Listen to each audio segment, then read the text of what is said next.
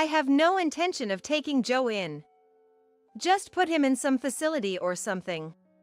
Emma, the ex-wife of my recently deceased husband, screamed this to the surrounding relatives, as I still couldn't grasp the reality of losing my husband to a heart attack. We had been married for just a month. The marriage that ended too soon left me with Joe, my husband's child from a previous relationship. Despite his biological mother's rare appearance, Joe never once looked up, remaining hunched over in his seat at the funeral home. Everyone seemed to show sympathy for Joe from a distance, but their attitudes shifted upon witnessing Emma's behavior. It's inevitable, being the child of such a mother, that the child's blood is no good either. Eventually, Mike's relatives started making selfish remarks. Who's going to take Joe in? Your place, maybe? We definitely can't. I slowly stood up and rushed to Joe's side, looking into his face. Are you okay? Want to go to another room? Hey, you don't need to care for me. I can just go to a facility or something. Feeling a tightness in my chest, before I could even think, I was hugging Joe. I could feel the cold stares of those around us. Then someone audibly remarked, which stirred my emotions. Raising a dead husband's child is insane. Stepping away from Joe, I clenched his hand and shouted at the relatives watching from a distance. No matter what anyone says, I will raise this child properly. My emphatic declaration was met with skepticism by everyone at the funeral home. Then, a petite man sitting in the funeral home chairs coughed softly before walking up to me and looked into my eyes. It was Tom, my dad, whom I hadn't seen in a long time. Are you saying you'll raise that child all by yourself? Yes. I will make Mike's child something to be proud of. Don't be ridiculous. Dad suddenly pulled Joe's arm towards him and stormed out of the funeral home. My name is Nancy. I lived with a man I met in college, thinking we would marry someday. On an ordinary day, not a special anniversary, he gave me something somewhat like a proposal. It wasn't particularly romantic, but I fondly remember the small, cute flower he gave me at that time. It was a small, star-shaped white flower that grew in a corner of a nearby parking lot. It was a star lily. I didn't rush into marriage immediately after the proposal, but after some time, I decided to go to the gynecologist alone. It was because when I told a friend I might marry my boyfriend, she had asked, "Aren't you going to get checked?" While I was sitting in the gynecologist's clean waiting room, I overheard a conversation. It was between a daughter in her 20s and her mother, discussing the daughter's upcoming marriage next month.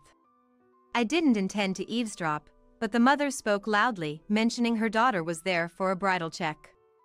Receiving my boyfriend's proposal, I came here with the same thought, feeling a bit scared and shaky.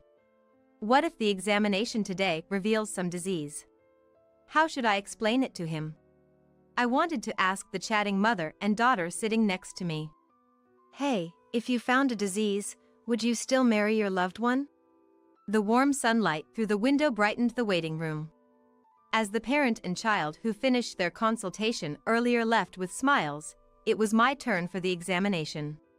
When I left the hospital after the examination, the previously sunny sky had turned overcast, looking like it might rain at any moment. Weeks later, the examination results revealed that my body has difficulty conceiving children. Eventually, I broke up with that boyfriend. I didn't explain the reason to him. Or should I say, I didn't want to. I didn't want his sympathy, nor had I ever really wanted children. Avoiding the gaze of children in passing families, I had to tell myself I didn't like kids, or else I felt like I would sink into despair. Years later, I met Mike, a man from a business deal, and I fell for him. Despite deciding never to fall in love again, I found myself drawn to Mike's lonely expression. I asked Mike out. Sitting by the window of a cafe near my workplace, we might have been trying to figure each other out. Then, as if making up his mind, Mike straightened up and began to speak. I'm actually divorced. I have a son and we live together. I see. That's okay with me. And besides, I have difficulty conceiving. What? So I want to raise your child as my own. At this point, I had never met Mike's son.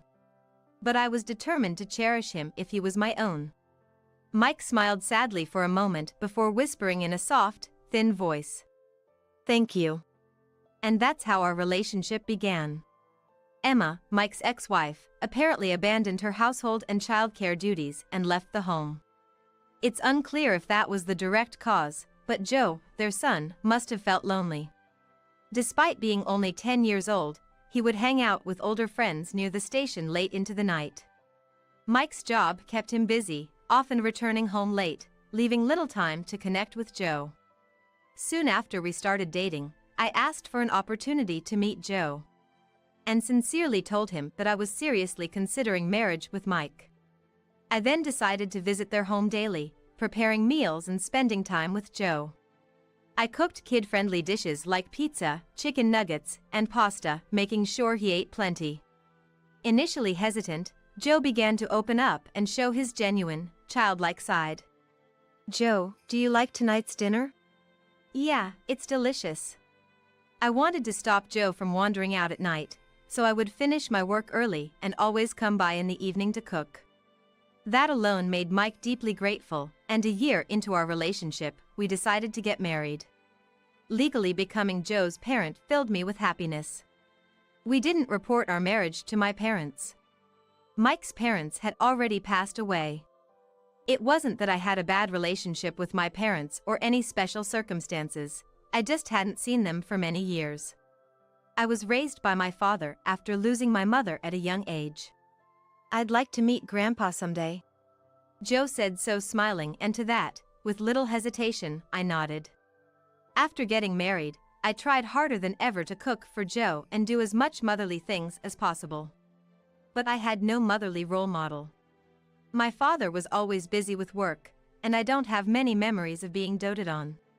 Young women, who seemed to be employees at my father's glass factory, would come to keep me company and cook for me in turns.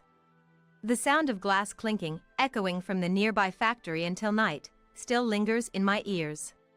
When I went to see my father at the factory wanting to see him, I was scolded severely.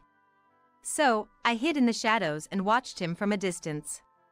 From afar, I watched my father staring at the molten glass in the dark factory. There was a very small flower bed in the corner of the factory, where white star-shaped flowers bloomed. I remember vividly picking one of those white flowers and waiting at home alone. As I waited for Mike's return, confirming Joe had fallen asleep, the thought of my father suddenly crossed my mind. I should visit my father. I want to introduce Mike and Joe to him. I was curious about his reaction. As I was about to look up my father's contact on my mobile phone, an unknown number called. I answered the phone. It was cold. The voice of a woman I didn't know, the content, the air, everything felt cold. It was the news that Mike had suddenly collapsed at work and was taken to the hospital by ambulance. I wanted to rush there, but hesitated because Joe was sleeping. And that hesitation is something I would regret for the rest of my life. An hour after being taken to the hospital, I was informed that Mike had passed away. The doctor later explained it seemed to be a heart attack. The cause of death didn't matter to me. What I wanted to know was not why Mike died, but how Joe and I were supposed to live without him. I didn't cry even after Mike died. It was too sudden, and it didn't feel real.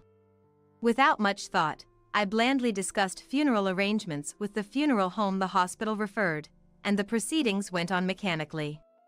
Joe, like me, probably couldn't grasp the reality. Sitting in the funeral home chair with the same expression as always, I looked boredly at the floor. A flamboyantly dressed woman appeared, and Mike's relatives started to argue with her after she approached them. I couldn't hear the conversation clearly, but she was Emma, Mike's divorced ex-wife, seemingly pressing about an inheritance or the lack thereof. Desperately, the relatives explained. There's nothing like that. Amidst this, it felt like someone had asked what would become of Joe. Emma yelling caused quite a scene at the funeral. I have no intention of taking Joe in. Just put him in some facility or something.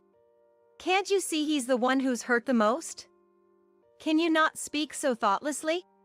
Oh, are you Mike's new wife? I heard about you.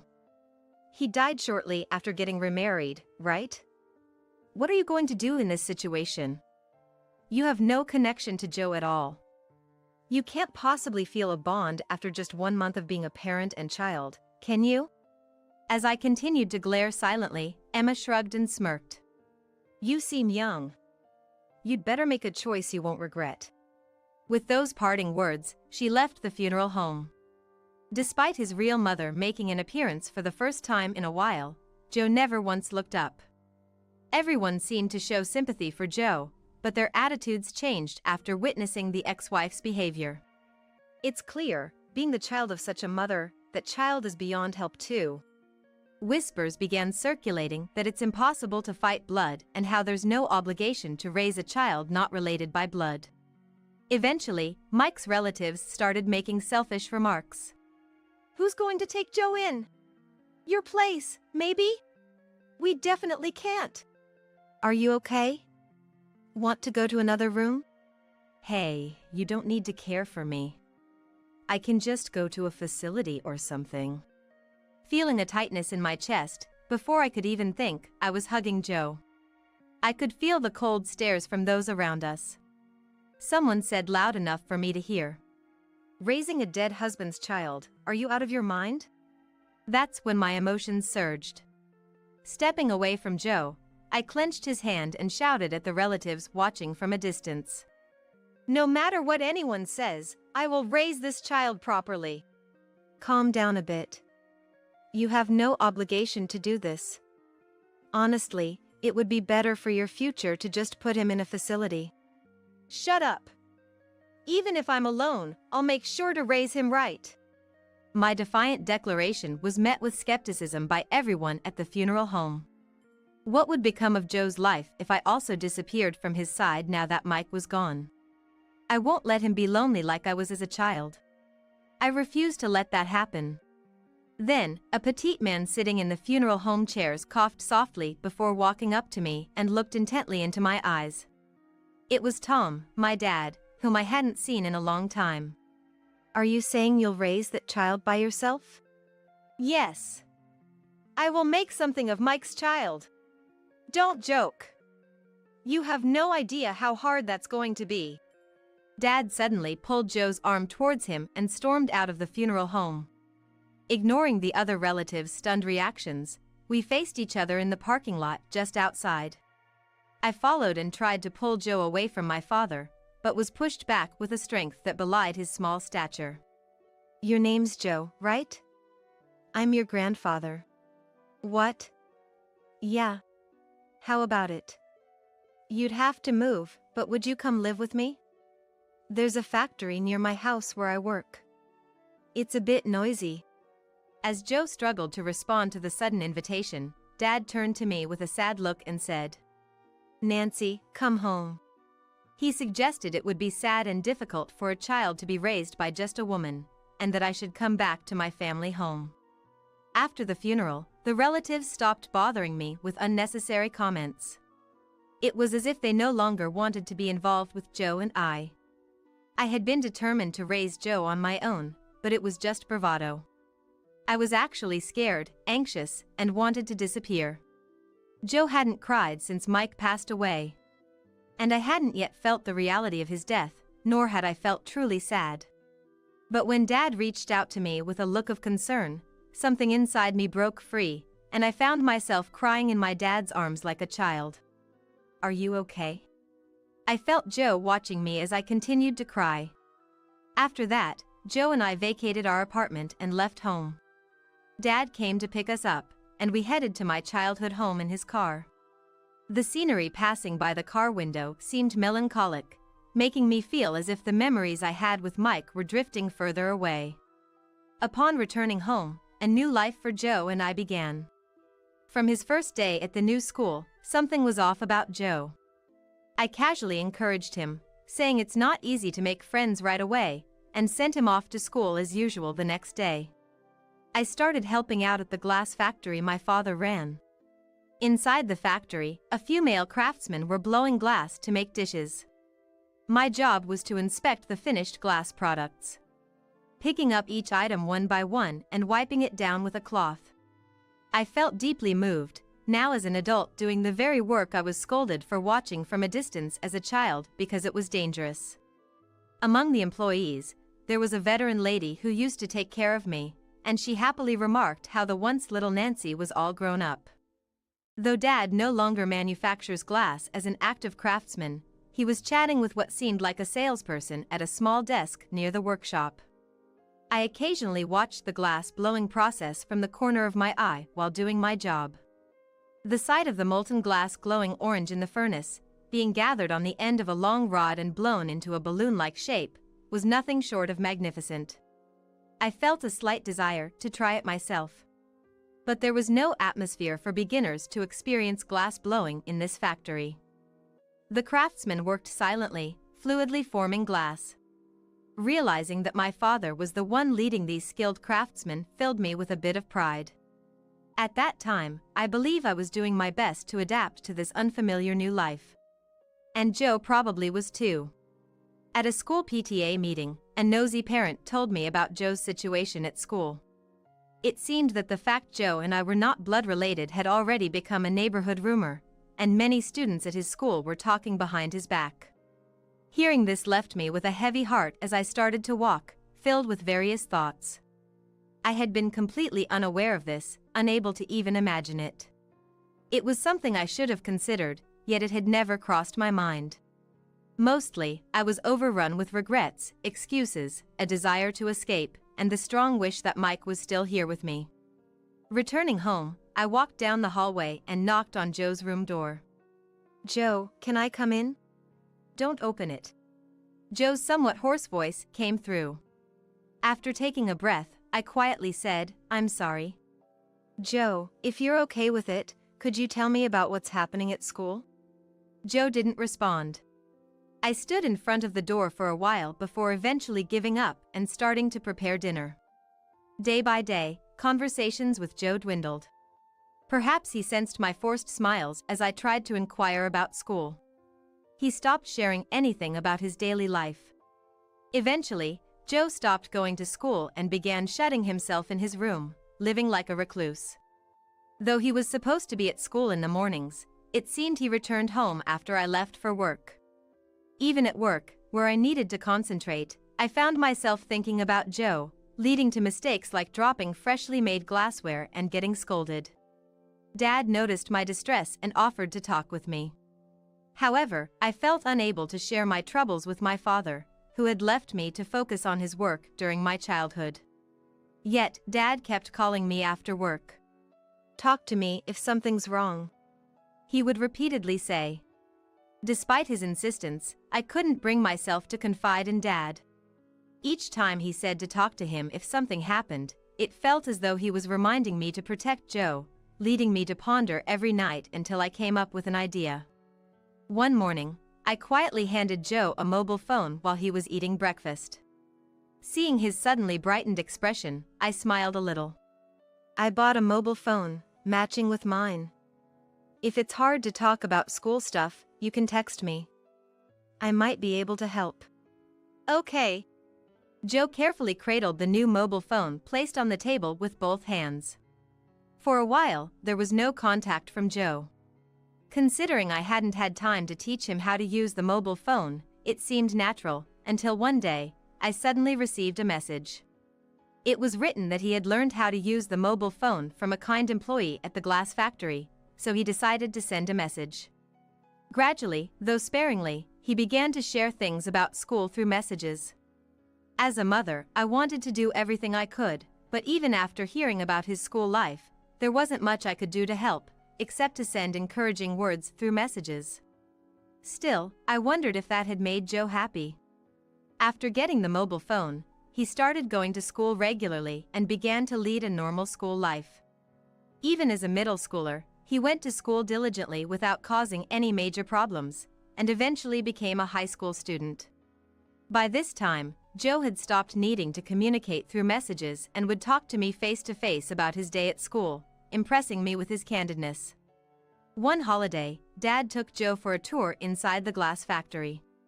It was near the high-temperature furnace used for forming glass, an area I had been constantly warned as a child to stay away from because it was dangerous. Watching Joe being carefully taught and experiencing making a basic glass cup filled me with immense joy. From that day on, Dad spent his weekends and days off teaching Joe how to make glass. Dad's glasswork was artistic. It gave a special sensation, almost as if holding the drink directly. Time passed and Joe was in his junior year in high school.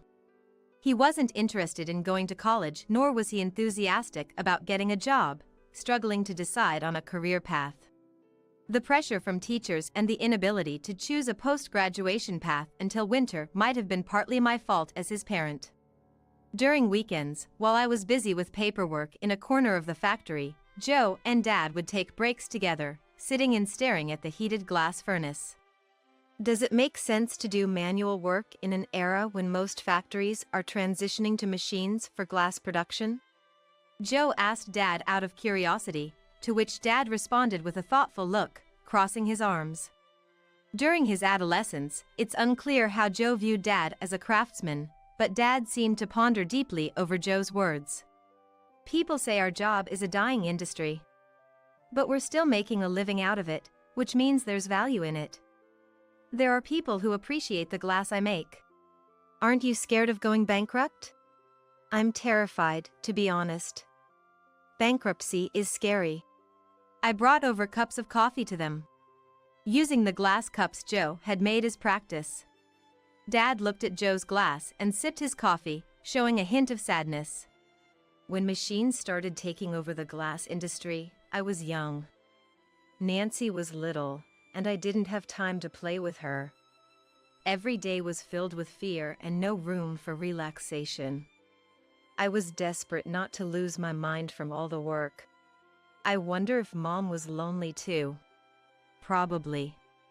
I hardly took care of Nancy. The thought that she had only me, her only family, scared me to death. Dad looked around the factory. I lost my wife shortly after starting this company. But I didn't have the luxury to mourn. I needed money to raise Nancy. I had to keep the company going to support my employees. I was desperate not to make my beloved daughter sad. Dad. Pathetic, right? I was just a man who could only think of himself. Hesitantly, I reached out and touched Dad's hand. His hands were thin but large with long fingers. Hands that had crafted countless glasses. I knelt before Dad, eventually wrapping both hands around his. Something resonated within me, as if something was speaking to my heart. Thank you, Dad, for raising me. Didn't you listen? I didn't do anything. I was just desperately afraid of becoming hopeless. No, I knew you were. I knew Dad was working hard for me.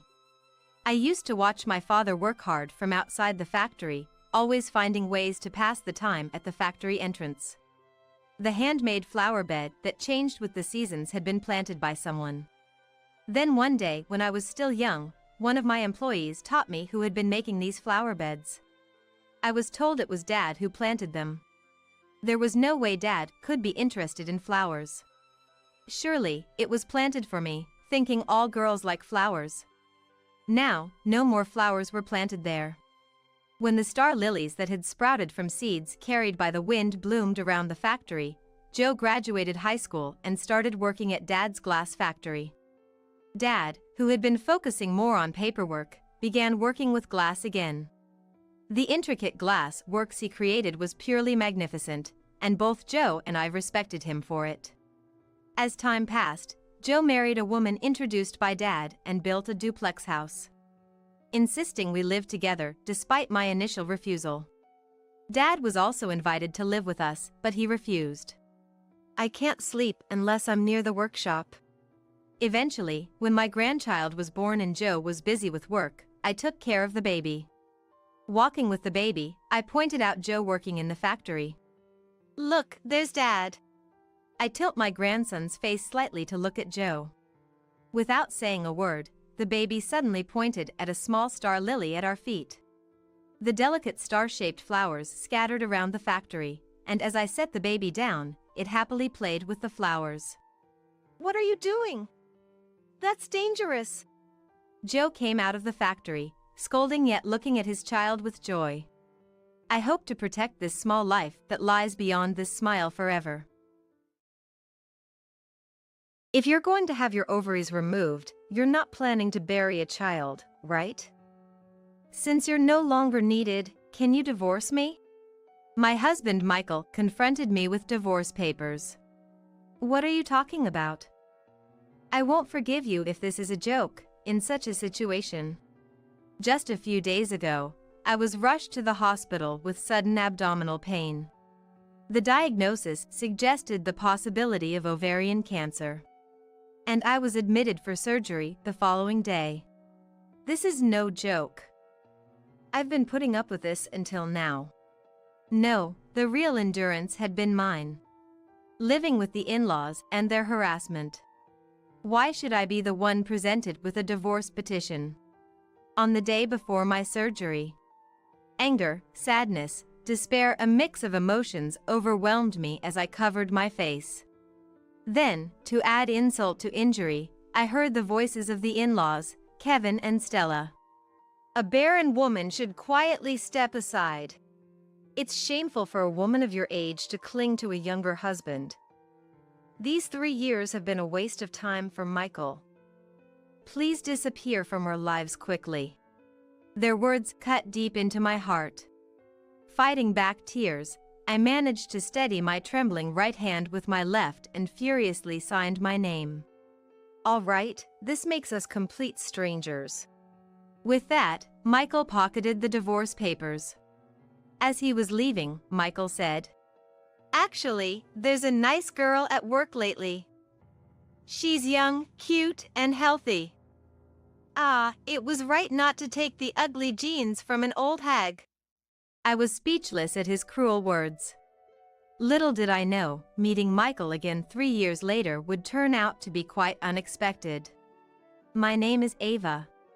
I married Michael, who is 2 years younger, 2 years ago. We met at work when I was 38, and after his persistent pursuit, we got married.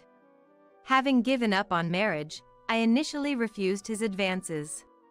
There are plenty of younger women out there. I like someone independent and calm like Ava. I might not be able to have children at 38. I don't want children, I want to be with you, Ava. Despite my objections, Michael insisted I was the only one for him, and I set just one condition for our marriage. Just promise me one thing. I'm not obsessed with having children due to my age. Let's not force ourselves to have children. Michael agreed to this condition, and we got married. Michael, who had always lived with his parents, insisted on continuing to do so after our marriage. I'm an only child, and I'll have to take care of my parents eventually. Why not live with my parents from the start? Though living with strangers at this age was daunting, I consented to live with his parents, Kevin and Stella, out of gratitude for marrying a leftover like me. However, I quickly realized this decision was a mistake. Ava will need you to do the shopping, cooking, dishwashing, garbage disposal, and bathroom cleaning. Why was I the only one expected to do so much when there were 4 adults living in the house? I felt uneasy from the start but couldn't voice my concerns. They seemed to think of me as a housekeeper. Ava, I want to eat Odin today. Ava, the entrance is getting dirty, please clean it. Ava, iron my shirts. What kind of life had the 3 of them been leading before I arrived? The in-laws' house wasn't dirty, so someone must have been doing the housework until I came. This realization only added to my frustration. Furthermore, the in-laws were overjoyed at the prospect of their only son getting married and expected a grandchild right away. You're nearly 40, you should start infertility treatments soon. No, we're fine without children. What are you saying? There's no point in marrying if you're not going to have children. The in-laws couldn't understand our choice not to have children.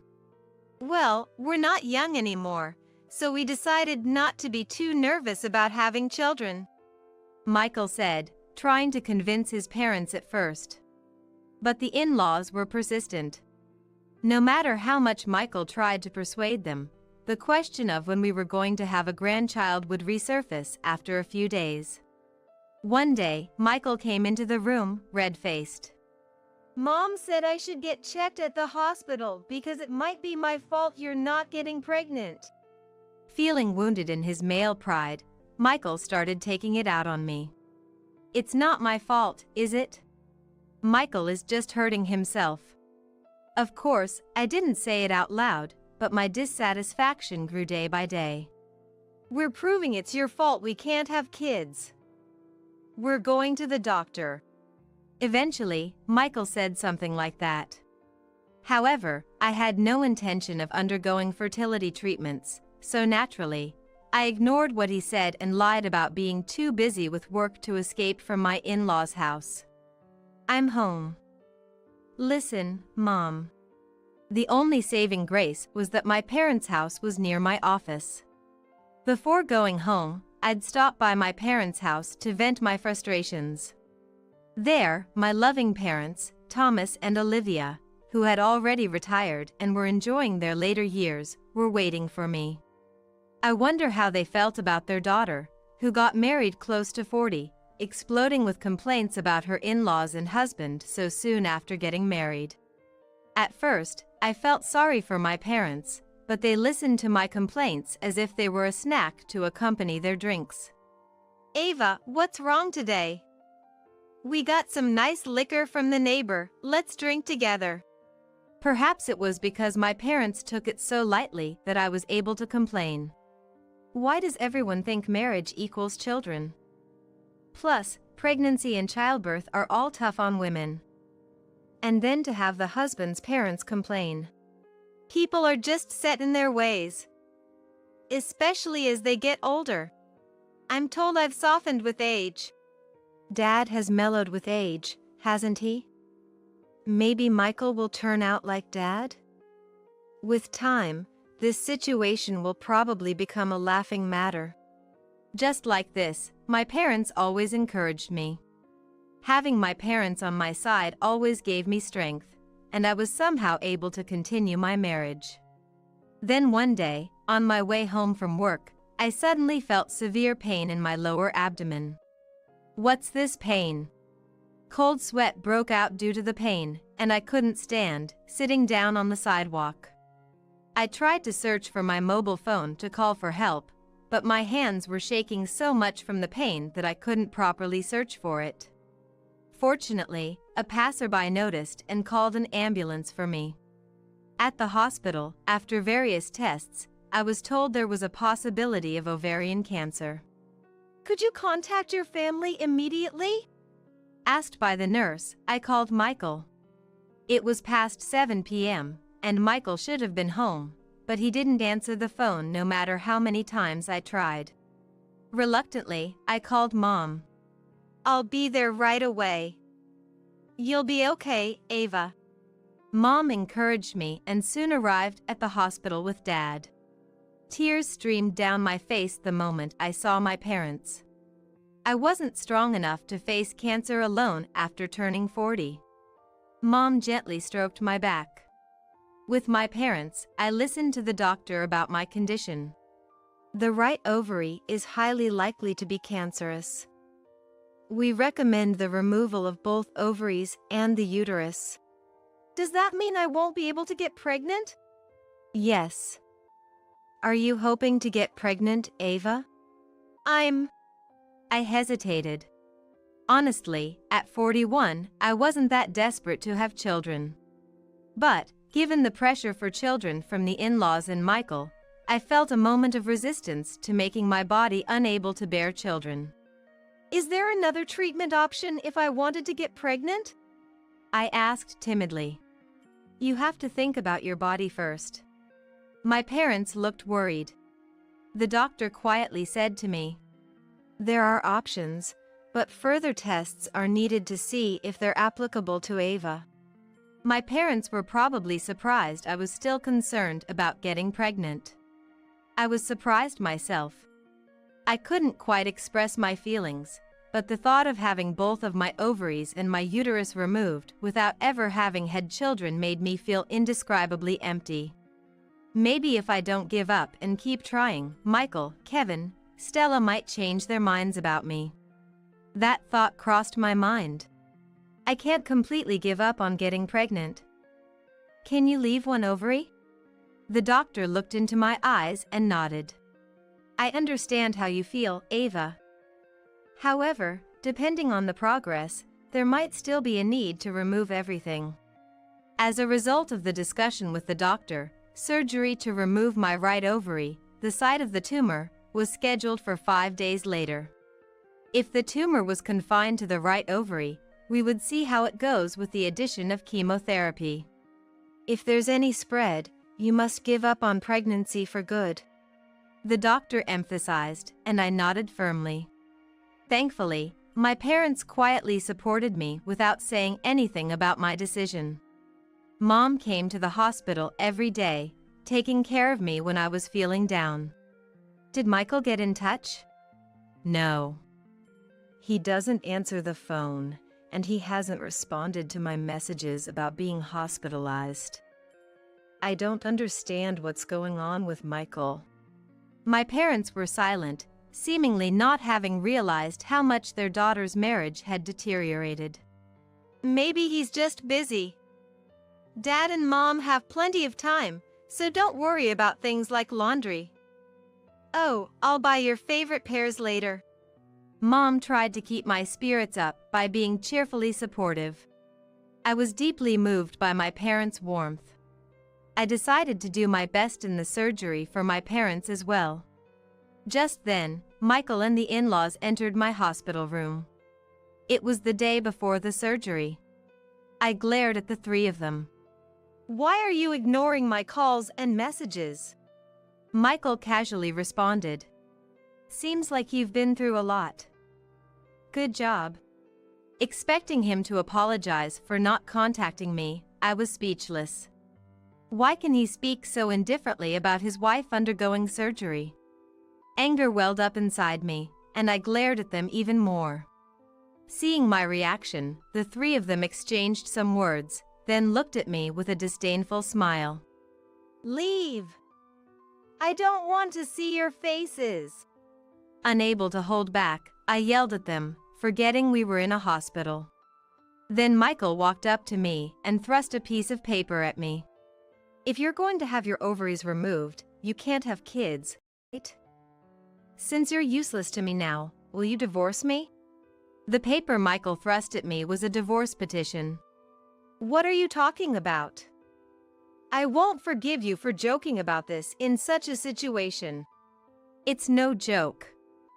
I've been putting up with this until now. No, I've been the one putting up with everything. Why should I be the one presented with a divorce petition? On the day before my surgery. Anger, sadness, despair, a mix of emotions overwhelmed me as I covered my face.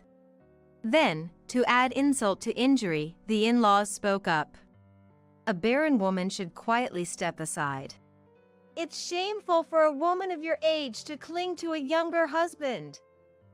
These 3 years have been a waste of Michael's time. Please disappear from our sight quickly. Their words cut deep into my heart.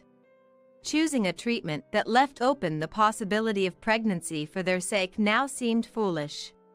What is this treatment? Stunned, Michael left the divorce petition and a pen on the bedside table. Just sign your name, and it's all done. Be thankful I'm handling this for you. Saying so, Michael forced a pen into my right hand. I wasn't opposed to divorcing per se. In fact, I couldn't bear the thought of living with the in-laws and enduring their snide remarks until we had a child. But I had endured their tyranny for these 3 years. I endured it because they were family. They must have seen me only as a childbearing machine. The resentment towards the three who didn't offer support but instead presented me with divorce while I was facing surgery was immense. I bit my lip, holding back tears, and with trembling hands supported by my left, I wrote my name. All right, this makes us complete strangers. With that, Michael pocketed the divorce petition. The three of them left the room with satisfied looks. At the last moment, Michael turned back and said, "Actually, there's a nice young girl at work. She's young, cute, and healthy. She doesn't have a single thing in common with you." Ah, I was right not to inherit ugly genes from an old hag. Glaring at Michael, he said, "Good thing I divorced the old hag." and left with a smirk. The only sound in the quiet room was my sniffles. Michael and his family had pushed me, already overwhelmed by illness and fear, further down into despair. I buried my face in the blanket and cried. After some time, there was a knock at the door. I hurriedly covered my face with the blanket and pretended to be asleep. "Ava, you're sleeping, huh? I peeled some pears for you, eat them later." The voice belonged to Mom, who always entered without knocking. She quietly came in and placed a container of pears on the table. "I'll move all your stuff to our house today. After you're discharged, maybe you can help with the laundry. Oh, and Dad has started cooking. Look forward to Dad's cooking. I'll come back tomorrow morning." As Mom gently stroked the top of my head peeking out from the blanket, she quickly left the hospital room. It seemed like she knew everything without needing to say a word. Perhaps she had overheard the divorce conversation with Michael and the others outside the room. Feeling the infinite kindness and warmth of Mom, I found myself tearing up again. After a good cry, I lifted my face. The pear was cut into bite-sized pieces for easy eating. "Mom, thank you." As I bit into the pear, the smiling faces of my parents came to mind. I need to get better soon to repay Dad and Mom. I decided to work hard on my treatment, with the goal of giving my parents peace of mind. The next day, I underwent surgery to remove my right ovary. It turned out to be cancerous as feared, but fortunately, the left ovary was normal. Next, I would undergo chemotherapy to target the unseen cells. The first round of chemotherapy was tough due to the medication not agreeing with me and the strong side effects. I couldn't eat anything, and as my hair fell out, I could see myself getting thinner. But my parents were always there to encourage me. "Yesterday, we saw the meteor shower you like. Dad found 5 shooting stars. We made wishes, so you're definitely going to get better." Thinking about Dad, who normally wouldn't care about shooting stars, getting up in the middle of the night to watch the sky, filled me with a sense of his love and the warmth of family. Thanks to them, I was able to keep a strong resolve to fight for their sake. My hospital stay ended after 6 months, and I switched to outpatient treatment. If nobody uses it, it just collects dust. It's good that Ava is coming back. My parents didn't ask about the divorce. They simply brought me home as if it was the most natural thing. I couldn't return to society immediately and spent some time recuperating at home. Supported by my parents, I gradually began to recover my former self. And then, the second year after my surgery began. Before I got sick, I always lazed around on holidays, but after experiencing cancer, I made sure to live a regular, healthy life. Ah, that was a good walk. As I finished my usual morning walk and was about to enter the house, the mailman arrived and handed me a delivery. It was a letter with a baby's photo attached. The name on it was surprisingly Michael's.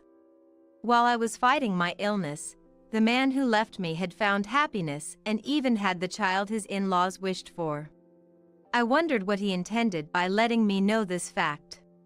Seeing the letter didn't make me feel good, but Michael was already a stranger to me. There was no need to waste my nerves on a stranger. I decided to move on. I knew my parents would be upset if they found the New Year's card. So as soon as I entered the house, I tore it up and threw it in the trash, making sure they would never know. I then managed to return to work. Since my parents' house was close to the company, I could commute without overexerting myself. How was the healthy sandwich? It was delicious. Thank you as always. Every day, Dad prepared a nutritionally balanced sandwich for me. This touched since this was something he had never done when I lived at home. Dad, you're really good at cooking. Did you always know how to cook? I whispered to Mom, who shook her head. Dad got excited about making Ava's sandwiches.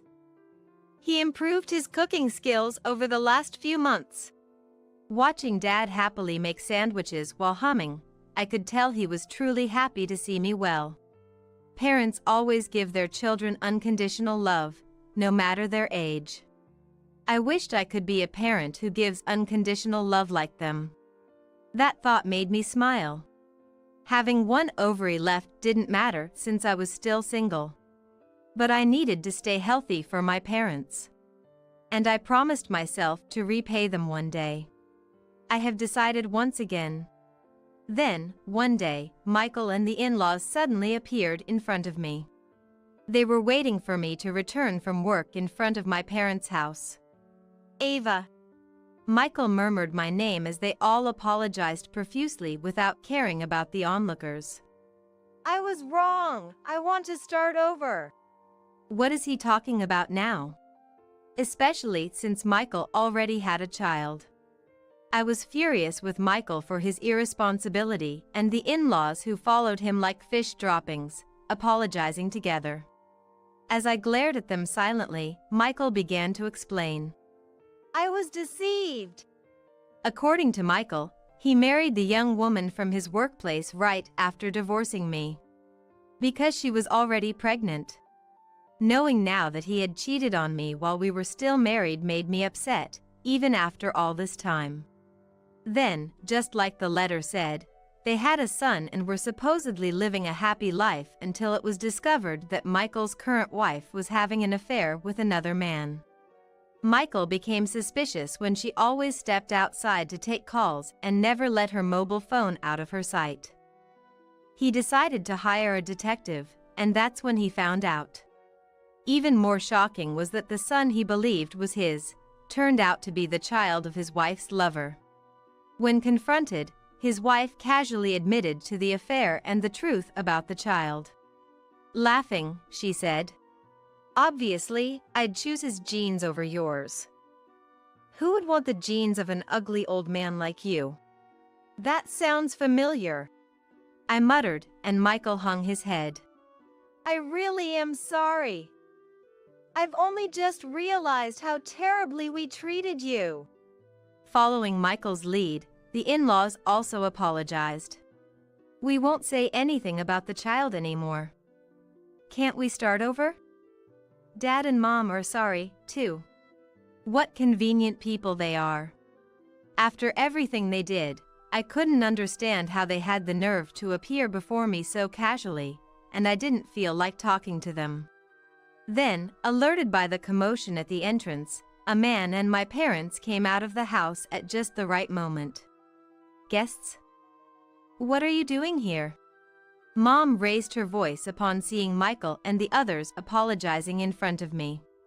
The man behind my parents was taken aback by Mom's reaction, but then quickly came to my side. Please stay away from my wife. Then, my new husband Brian stood protectively in front of me, facing Michael and the others. Michael and his party were dumbfounded. My wife? What do you mean, Ava? This is a joke, right? Why would you think it's a joke? I retorted, seizing the moment to fight back. Sorry, but I'm married to him now. Thanks to you insisting on that divorce, I found someone who loves me for who I am, not as a childbearing machine. I wrapped my arm around the man beside me to show him off to Michael and the others. He was a colleague from work who had taken on my responsibilities while I was off sick. After returning to work, he helped me manage my workload so I wouldn't overdo it, and gradually, we spent more and more time together. Being with Ava makes me realize the small joys in life. Will you marry me? He proposed, accepting me for who I am, and we got married 6 months ago. Wait, your stomach! Are you pregnant? At that moment, Michael's mother screamed upon noticing my noticeably larger abdomen. Michael looked at my stomach and frowned deeply at me. You said you were getting your ovaries removed. Did you lie to me? How low can you get, lying like that? Enjoy playing the victim? The in-laws joined in, berating me just like before. Weren't you the ones who demanded a divorce without listening to my side? You wanted children so much, I decided to keep one ovary just in case there was a chance of pregnancy, but you never listened, did you? Anger from the past surged within me. Feeling my rage, he stroked my back to calm me down. My wife has endured harsh chemotherapy and is still fighting hard with the remaining ovary. Please, never come near my precious wife again. If you break this promise, we will take legal action. His firm stance left them with nothing to say, and they backed off. We thought we'd do you a favor by offering to keep you as a housekeeper since you're alone. Well, suffer through your high-risk pregnancy then. Michael left with a parting shot, retreating with the in-laws. My parents rushed over to me. Ava, are you all right? I swear. If they show up again, they won't get off so easily. My parents, who had seen me through the tough times, were filled with anger. I will always protect you, so please don't worry. His strong words finally eased me and my parents. Later, Mom heard that Michael had also made his new wife live with the in-laws, just like me. I had thought that Michael and his family were completely deceived by his new wife, but it turns out that wasn't entirely the case. They had disregarded me because I couldn't get pregnant, or so they believed. So, I imagined Michael must have been very kind to his pregnant new wife, but it seems that wasn't the case at all. They didn't take care of her despite her pregnancy, making her do household chores and carry heavy things without concern. Some neighbors, seeing her buying groceries for a family of 4 with her large belly, were so worried they helped carry her bags. Of course, the woman who cheated with Michael and bore the child of her affair was also at fault. But no one could make her feel guilty given how much Michael and his parents exploited her. Michael and his parents made their marriage partners live with them as housekeepers twice, only to divorce them shortly after. This bad reputation spread in the neighborhood, and nobody wanted to associate with Michael's family anymore. Still, they continued looking for a wife to take care of them, but as soon as Michael brought a woman home, neighbors would warn her about their reputation. Thanks to this, no woman became their victim again, and the 3 of them now live a meager life under the strange gazes of the neighborhood.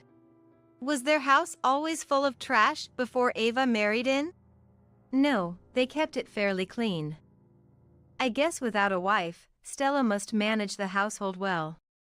I see. Mom nodded, understanding. Lately, Stella hasn't been well, probably due to her age.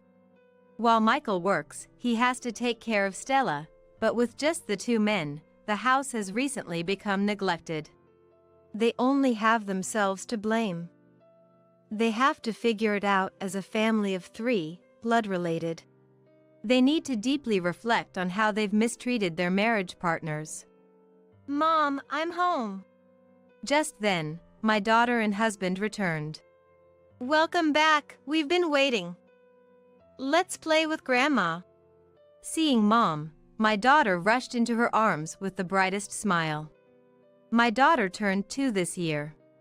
When she was born, my husband and parents cried and thanked me. There were times I doubted why I chose to keep one ovary for treatment, feeling guilted towards my quietly supportive parents. But now, I have no regrets. Because I have such a wonderful family. After giving birth, our family of 3 started living in an apartment close to my parents' house. My parents would come over with extra dishes they made or vegetables they received, always finding reasons to visit. Though I've resigned myself to the fact that having another child at my age is unlikely, my daughter never feels lonely because my parents are always there to play with her, which has been a great help to me. Grandma's joining us for dinner, right? Is that okay, Ava? Of course, invite Dad too. Thank you. Dad said he's bringing some pears from the fridge. Our ordinary, warm conversations filled the air. Harassment, divorce, illness. I've hit rock bottom at times, but thanks to my parents and my current husband, I'm living happily. And my daughter, who came into my life when I had almost given up on pouring unconditional love like Dad and Mom, has made my life shine brighter. Mom, here, take this. My daughter placed an acorn she picked up in the park into my palm. Wow, thank you. I'll treasure it. I hugged my daughter. Together as a family, caring for each other, we want to continue cherishing the small joys of life. My name is Kate. I'm a 48-year-old homemaker. In this day and age, some might think being a homemaker is enviable. But I'm not the kind of homemaker who lives in luxury on my husband's earnings. Ben, should I help you wipe down? I'm sorry. Ben, who's in his mid-60s, had a stroke a decade ago when he was still full of energy. Since then, he's been bedridden. All this time, I've been caring for him. We used to worry about not being able to have children when we were younger. But now I see it as a blessing that allows me to devote myself to caregiving. Life is strange, isn't it? Ben's body doesn't move as he wishes, but his mind is clear. Maybe that's why. He always seems to feel sorry towards me. But I wish he wouldn't. I don't find this life too burdensome. Sure, caregiving support services have increased compared to the past, and it's not like I can't take a break at all. But I started caregiving in my 30s, and now I'm in my 40s. I can't deny that my physical strength isn't what it used to be. So, naturally, I wish for some support. From my husband. Could you give me a hand? And then, I'm busy right now. Tom, my husband said. I might understand if he were actually working. But how is lying on the sofa and fiddling with his mobile phone busy? If you're just looking at your phone, help out. It's your dad, after all. I'm supporting by working, aren't I? Let me rest at least on my days off. Saying that, my husband frowned irritably and stood up to leave the room. It's always the same. He doesn't lift a finger. Even if he can't help with caregiving, it would be nice if he at least took care of himself. My husband, hand on the door, turned back and said, "Oh yeah, I have a business trip for the next 3 days. Get everything ready." Again? Can't you at least? I'm busy. You should do that much as a wife. Shouting, my husband left the room. Does preparing himself challenge his pride? We're supposed to support each other as a married couple. How did it come to this? No choice. I'll get some help after the helper comes. I sighed and kept staring at the door through which my husband had left. Is that boy off on a business trip again? The night my husband left for his trip, as I was drinking coffee, Linda showed up. Linda, who can't get by without her cane due to mobility issues, is otherwise sharp. While Ben was sleeping, I took a break and helped Linda sit down by taking her hand and guiding her to a chair.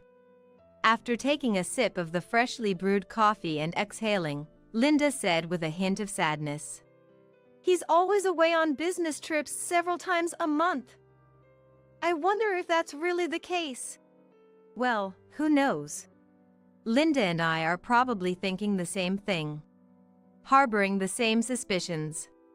Infidelity. That word flickers through my mind. But I deliberately don't voice it. What difference does it make if I find out about my husband's infidelity? He'll surely deny it, and gathering evidence would cost money and effort. But I don't have the luxury to deal with that right now. My affection for my husband is almost non-existent. And naturally, his affection towards me is the same. But having lost my own parents early, my in-laws are as precious to me as my own. I can't abandon them. After all, my husband does contribute financially to the household, so maybe it's better to leave his issues be. After a long life of caregiving, I've given up. It wasn't always like this. My husband used to be kind to me when we were distressed about not being able to have children. He used to be dutiful to his parents. But as soon as the caregiving for his parents began, he changed as if he were a different person. Acting on his own whims, almost as if he was single. He started leaving home frequently, claiming he was on business trips. He grew colder, not just towards his parents, but towards me as well. You're such an unattractive woman. Eating with you ruins my appetite. After being bluntly told that, we started eating separately. Now, my husband eats alone, while I feed Ben and share meals with Linda. I don't want to sleep in the same room. Since he said that, I've been sleeping on the living room sofa. But the kind and grateful words from my caring in-laws somehow kept me going. Just when I was feeling the distance from my husband, another troubling issue arose. The money my husband was bringing home decreased. Despite discussing various problems, he stubbornly insisted his salary had decreased. But I knew he was lying. I happened to see his pay stub. To my surprise, his salary had actually increased. I wondered if he had received a promotion, but that wasn't the important part. The problem was that he was lying and reducing the money for the household. That's quite a sum for your parents' taxi, fares to the hospital, and hiring helpers. Our living expenses are... What? Managing with the money provided is a homemaker's duty. If you can't do that, you're failing as a homemaker. If you can't even manage that, what value do you have? No matter how much I pleaded, my husband wouldn't listen. Seeing this, my in-laws seemed apologetically again.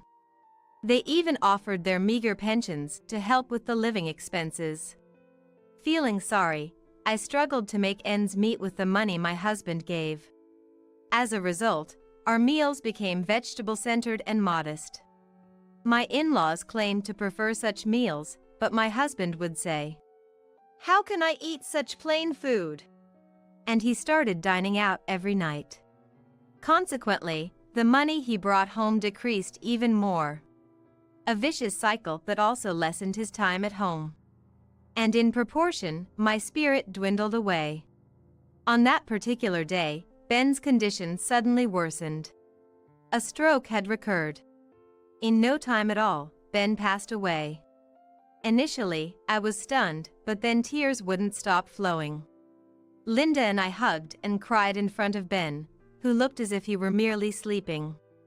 At that time, my husband was, yet again, on a business trip. When I finally calmed down a bit and called him. "Hello? Who's this?" A woman answered the phone, to my shock. My husband was in the midst of an affair. "Hey, don't just pick up like that." I heard my husband's voice, sounding flustered as he snatched the phone away. Normally, I'd be seething with anger in such a situation. But having just lost Ben, my heart felt numb, and I was surprisingly calm. Without confronting him about the affair, I simply informed him that Ben had passed away. "Oh, really?" His response was disconcertingly brief. Can someone be this indifferent about their own father's death? To me, my husband seemed as alien as a being from another planet. No, that's an insult to aliens. Even in space, I believe there's some sense of parent-child bond. Throughout the funeral, my husband maintained a detached demeanor. merely going through the motions of being the chief mourner. Relatives consoled the grieving Linda. Meanwhile, the actual son seemed to spend most of the time fiddling with his mobile phone and yawning. Everyone looked at my husband with disdain. Because of him, Ben's funeral, whom I dearly loved, became a dismal affair. A month passed since then. Between dealing with the aftermath of Ben's death and caring for Linda's mental health, time flew by. My husband was in an exceptionally good mood today. Because today was the day Ben's will was to be disclosed. Ben had prepared a notarized will, which doesn't require court verification. It was kept in the lawyer's office. Today, Linda was to bring it from the office and open it. Normally, one would assume the inheritors to be Linda, the wife, and my husband, the only son. I wondered if there was really a need for a will. Could there be a secret child? With bated breath, I watched the proceedings, reminding myself that as a DIL, I had no rights to the inheritance. The lawyer, called in for this day, along with relatives of both in-laws, were present as witnesses. As everyone watched, the lawyer opened and read the will. That was, Linda was to inherit the house and land, and half of all other assets. That was expected.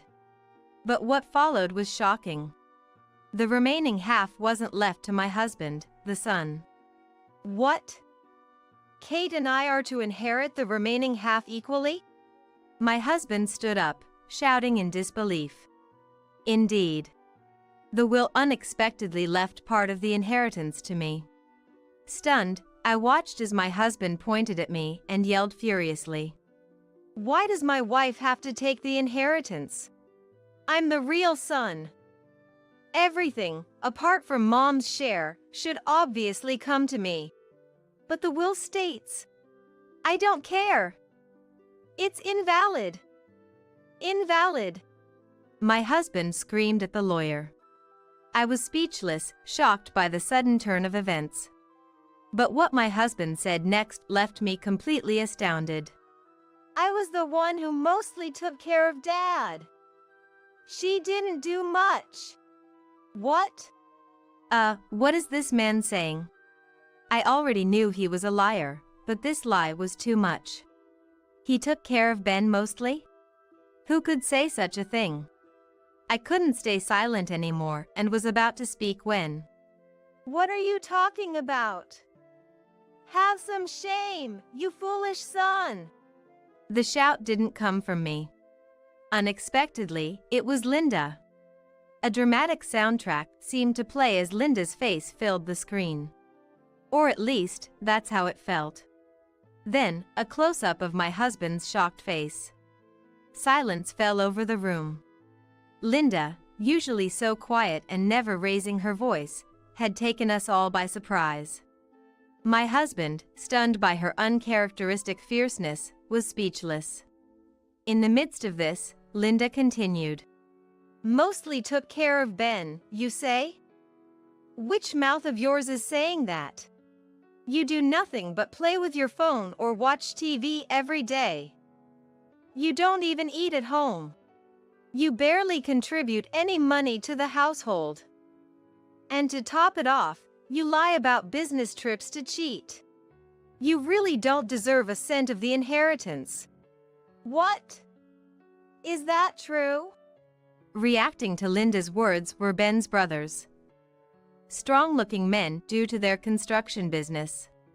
Confronted by these imposing figures, my husband seemed even smaller. Eh? What do you mean? Mom, I might not have been home much, but the affair accusation is just baseless. Don't make random claims without any evidence. My husband was stuttering and sweating in panic. Without missing a beat, Linda produced a large envelope. Where did that come from? Did she have it hidden? I hadn't noticed it at all. Do you know what this is? It's filled with evidence of your affairs. I didn't think Kate, who worked so hard taking care of Ben, would have the means. And I hired a detective. Be prepared. With that, Linda scattered the contents of the envelope. After my husband's scream, the relatives reacted. What is this? Ugh, that's disgusting. Really, my eyes feel dirty now. The reaction from the relatives was one of disappointment. The contents were numerous embarrassing photos of my husband and his mistress. What are they even doing outdoors? I didn't know my husband had such hobbies. Never thought I'd discover such hidden sides of my husband after 20 years of marriage. Like the relatives, I was appalled. Shame on you. Doing such disgraceful things. Claiming you took care of Ben, saying Kate did nothing. Insisting the inheritance is all yours. How dare you say such things? You shameless, unfilial son. Apologize to Kate. It's not like that. This is wrong. It's not wrong, you foolish son. Linda, calm down, please. You'll burst a blood vessel. It's too early to follow Ben. Perhaps it was Linda's towering rage that allowed me, the one who should be most upset, to remain calm. Linda, please calm down. Breathe in, breathe out, inhale, exhale. That foolish son. After some deep breathing, Linda calmed down a bit. But her anger was far from subsiding. Seeing her like this made me start to laugh. Kate? Surprised, Linda looked at me as I suddenly burst into laughter. I smiled at Linda and then hugged her. Thank you so much, Linda. Kate? For getting angry on my behalf, for conducting such an investigation for me. I really appreciate it. Of course. You are my precious daughter, after all. Daughter. I never realized how happy being called that could make me. Since Ben's passing, I've become quite teary, and once again, tears welled up. But I can't spend all my time crying. After stepping away from Linda, I wiped away my tears roughly and looked at my husband. You. What? Let's get a divorce. Fine by me, I'll gladly do it. I desperately suppressed another wave of laughter and then confirmed with my husband. So, about the will, about the inheritance? All right, I accept Dad's will. I looked at the lawyer, who slowly nodded. The lawyer was designated as the executor of the will. I was sure he would handle the following procedures smoothly. Taking a moment to breathe, I then moved on to another matter. Shall we begin? My statement was met with nods from Linda and the attending relatives. My husband was the only one who didn't understand. What more is there to discuss? To my clueless husband, I said with a smile. It's obvious, isn't it? The compensation claim for your affair. What? Why did he think it would all end here? With evidence of his infidelity right in front of us, it wasn't going to be just a divorce and goodbye. Don't joke. Compensation on top of the inheritance. What a greedy woman you are. Coming from someone who pushed the care of his parents onto his wife and had affairs. Really, the nerve. Don't joke is my line. We have a lawyer here, and plenty of witnesses, so why don't we have a thorough discussion? I just remembered something I have to do. What could be more important than what we're doing now? Don't run away, you fool! Before I could grab his hand, someone else grabbed my husband by the neck. It was Ben's brother, hardened by his construction work. Behind him stood Ben's equally formidable brother. They nodded in agreement. Muscles really do have an impact. After that, under the watchful eyes of the Muscle brothers, other relatives, and Linda, my husband couldn't flee.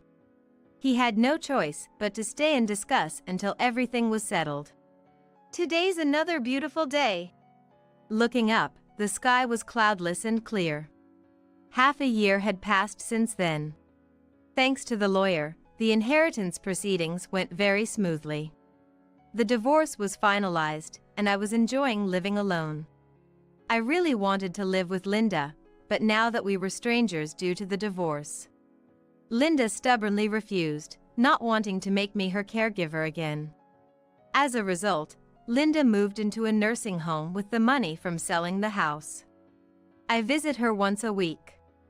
It seems like a wonderful place, and Linda seems happy. In the end, I feel like this was the best outcome. The house was sold. That means, essentially, the house was gone. As for my ex-husband, who was practically kicked out, well, according to the will, he received his share of the inheritance. He was overjoyed at first, but then his face turned pale. Why?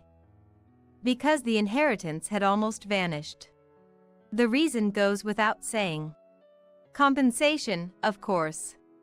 My husband's inheritance was gone. Not enough from the inheritance alone, so he also had to pay from his savings. As a result, my husband ended up penniless. And more than that, it seems his affair became known at his company. Particularly among the female staff, he was given the cold shoulder and became quite isolated, leading to a series of mistakes, it seems. That woman, she's my boss, but didn't defend me properly, he was saying over the phone. And it turns out that this boss was a woman and, astonishingly, the mistress was his boss.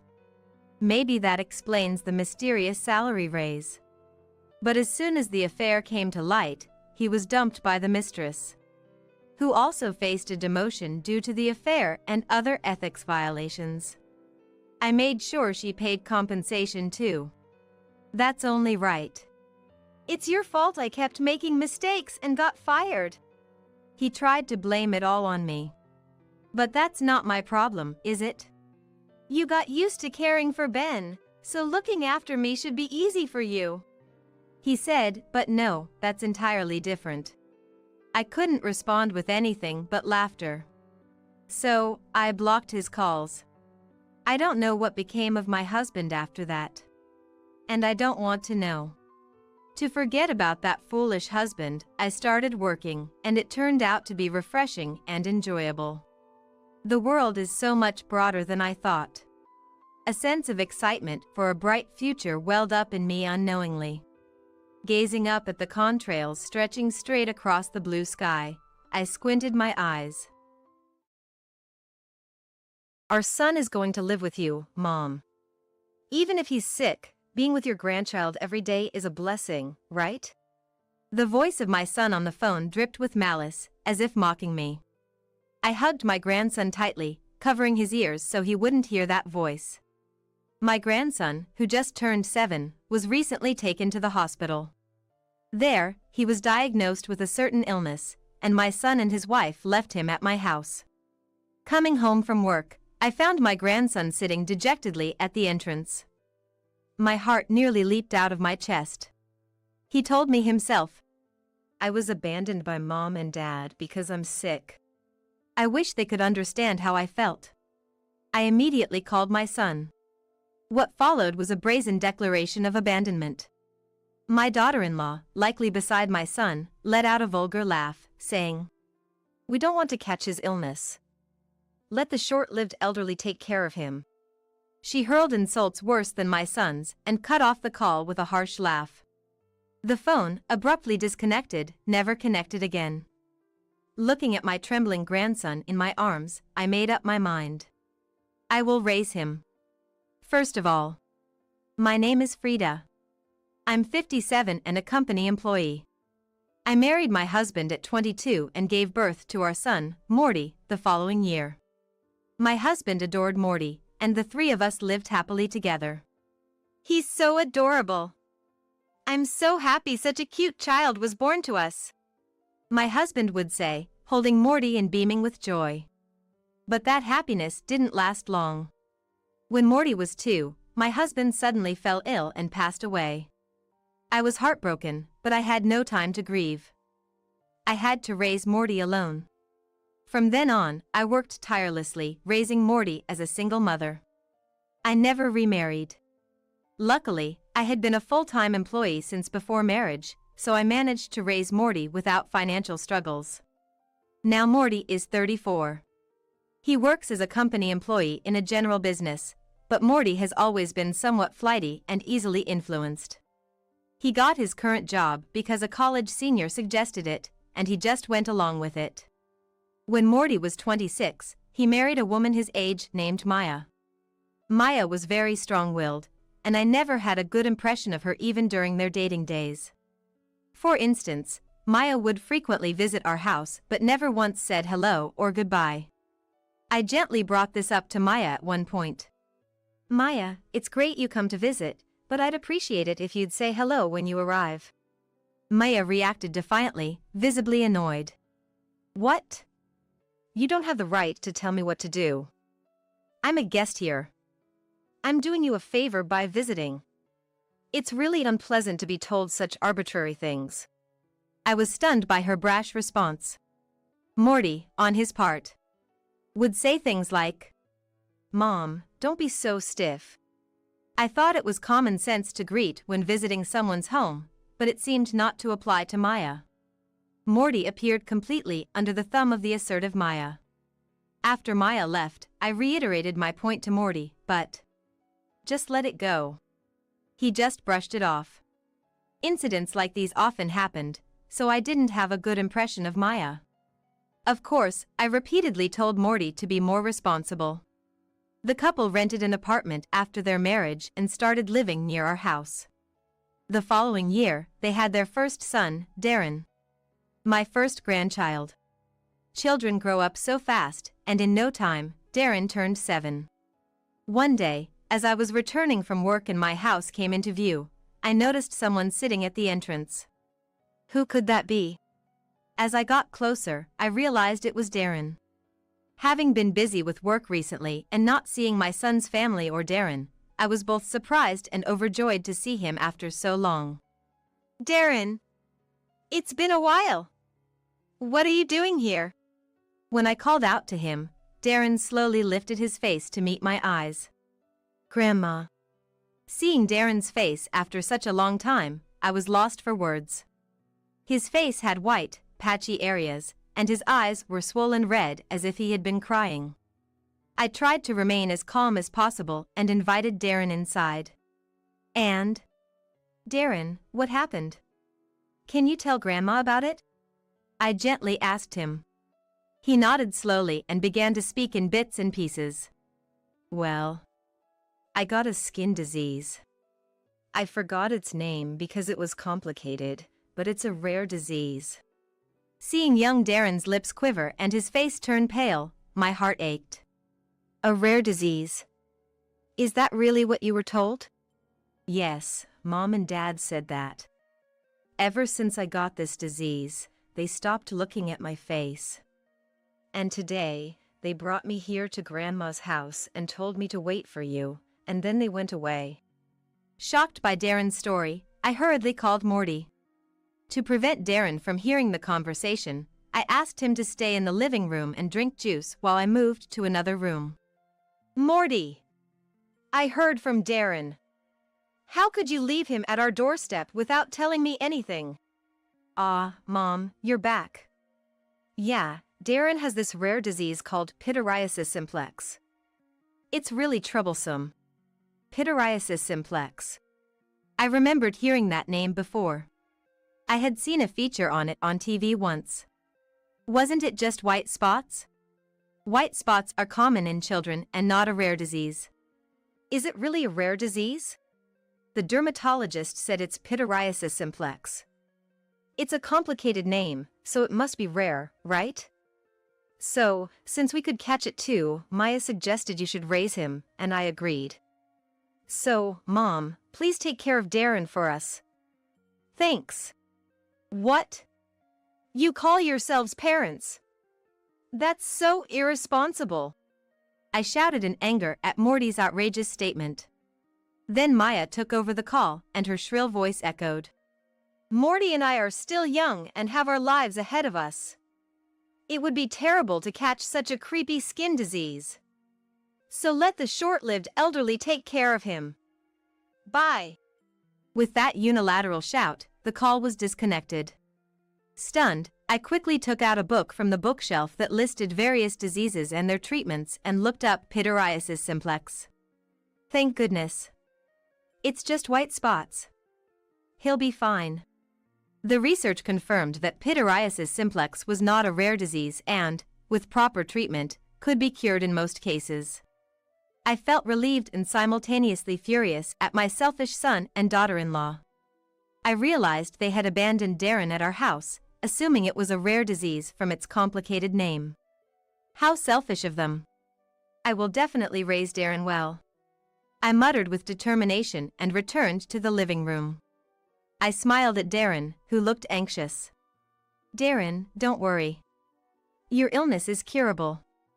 Let's go to the hospital together tomorrow. Really? Darren, thinking it was incurable, lit up. Yes, it's not a rare disease, so don't worry. And Darren, from today, you'll live with Grandma. It's okay. I'll make sure you're happy. Let's live together happily. Darren looked a bit bewildered, but then nodded. Thank you, Grandma. And smiled. Time passed, and 9 years went by. I turned 66, and Darren became 16. During these 9 years, I couldn't make any contact with my son and his wife. Darren, in his teenage years, didn't talk much lately but grew up kind, occasionally cooking meals. Now retired, I support Darren with my pension and retirement funds. Then one day, my son and his wife, who disappeared 9 years ago, suddenly appeared at home. What do you want now, after all this time? I coldly confronted them at the entrance. How dare they show their faces after not contacting us for 9 years? Hey, we saw you on TV the other day. Surprised us. Darren is amazing. Earning so much money at his age, huh? Apparently, they had seen a recent TV interview, Teenage Genius Inventor. Maya, standing next to Morty, also chimed in with a sneer. Getting a patent and all, that's really amazing. You must be so rich now, huh? Indeed, Darren was skilled at inventing, and he had recently obtained a patent. It was clear from their attitude that Morty and Maya believed Darren was making money from his patent and had come here today with that in mind. They hadn't expressed any concern for Darren, they only talked about him becoming rich. They're still the worst couple. Then Darren appeared behind me. He must have heard our conversation. Hey Darren. We've come to take you back. A son is a son, even if he suffers from an illness. Let's live together again with your dad and mom. Morty's exaggerated behavior was almost laughable. To this, Darren responded coldly. Huh? Who the heck are you? Darren, now a high school student, was old enough to understand the situation. He realized from the conversation that his parents were after money, and felt no attachment to them, having been abandoned. Morty and Maya seemed taken aback by Darren's indifferent attitude, but quickly regained composure and started talking fluently.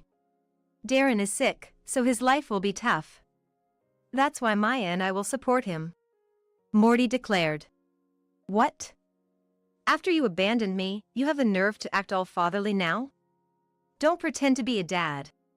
Darren, having listened to them for a while, clicked his tongue in disgust and scoffed. I was also astonished that they still mistakenly thought Darren had a rare disease. Darren's face had completely healed. Morty, Maya, you've been mistaken all along. Darren doesn't have a rare disease. Pityriasis simplex is just white spots, common in children. Darren completely recovered in about a year.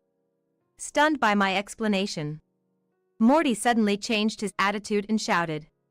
We've been tricked. Screw you. Why didn't you tell us something so important? Maya followed suit. We were kidnapped by an old woman. You've taken our child for 9 years. Give back our child, Frida, you old kidnapper. And cursed at me. Ignoring their rants, Darren quickly took out his mobile phone and called the police. The police are on their way. And just so you know, getting a patent doesn't mean you become rich instantly. You need companies to use the technology, and only then do you get patent fees. It's not some epic-making discovery, nor is it a widely used patent, so it's just a dream to be filthy rich. The money I've received so far has all gone to materials. So, I don't have any money. After Darren explained calmly, Morty and Maya turned red with anger, screaming.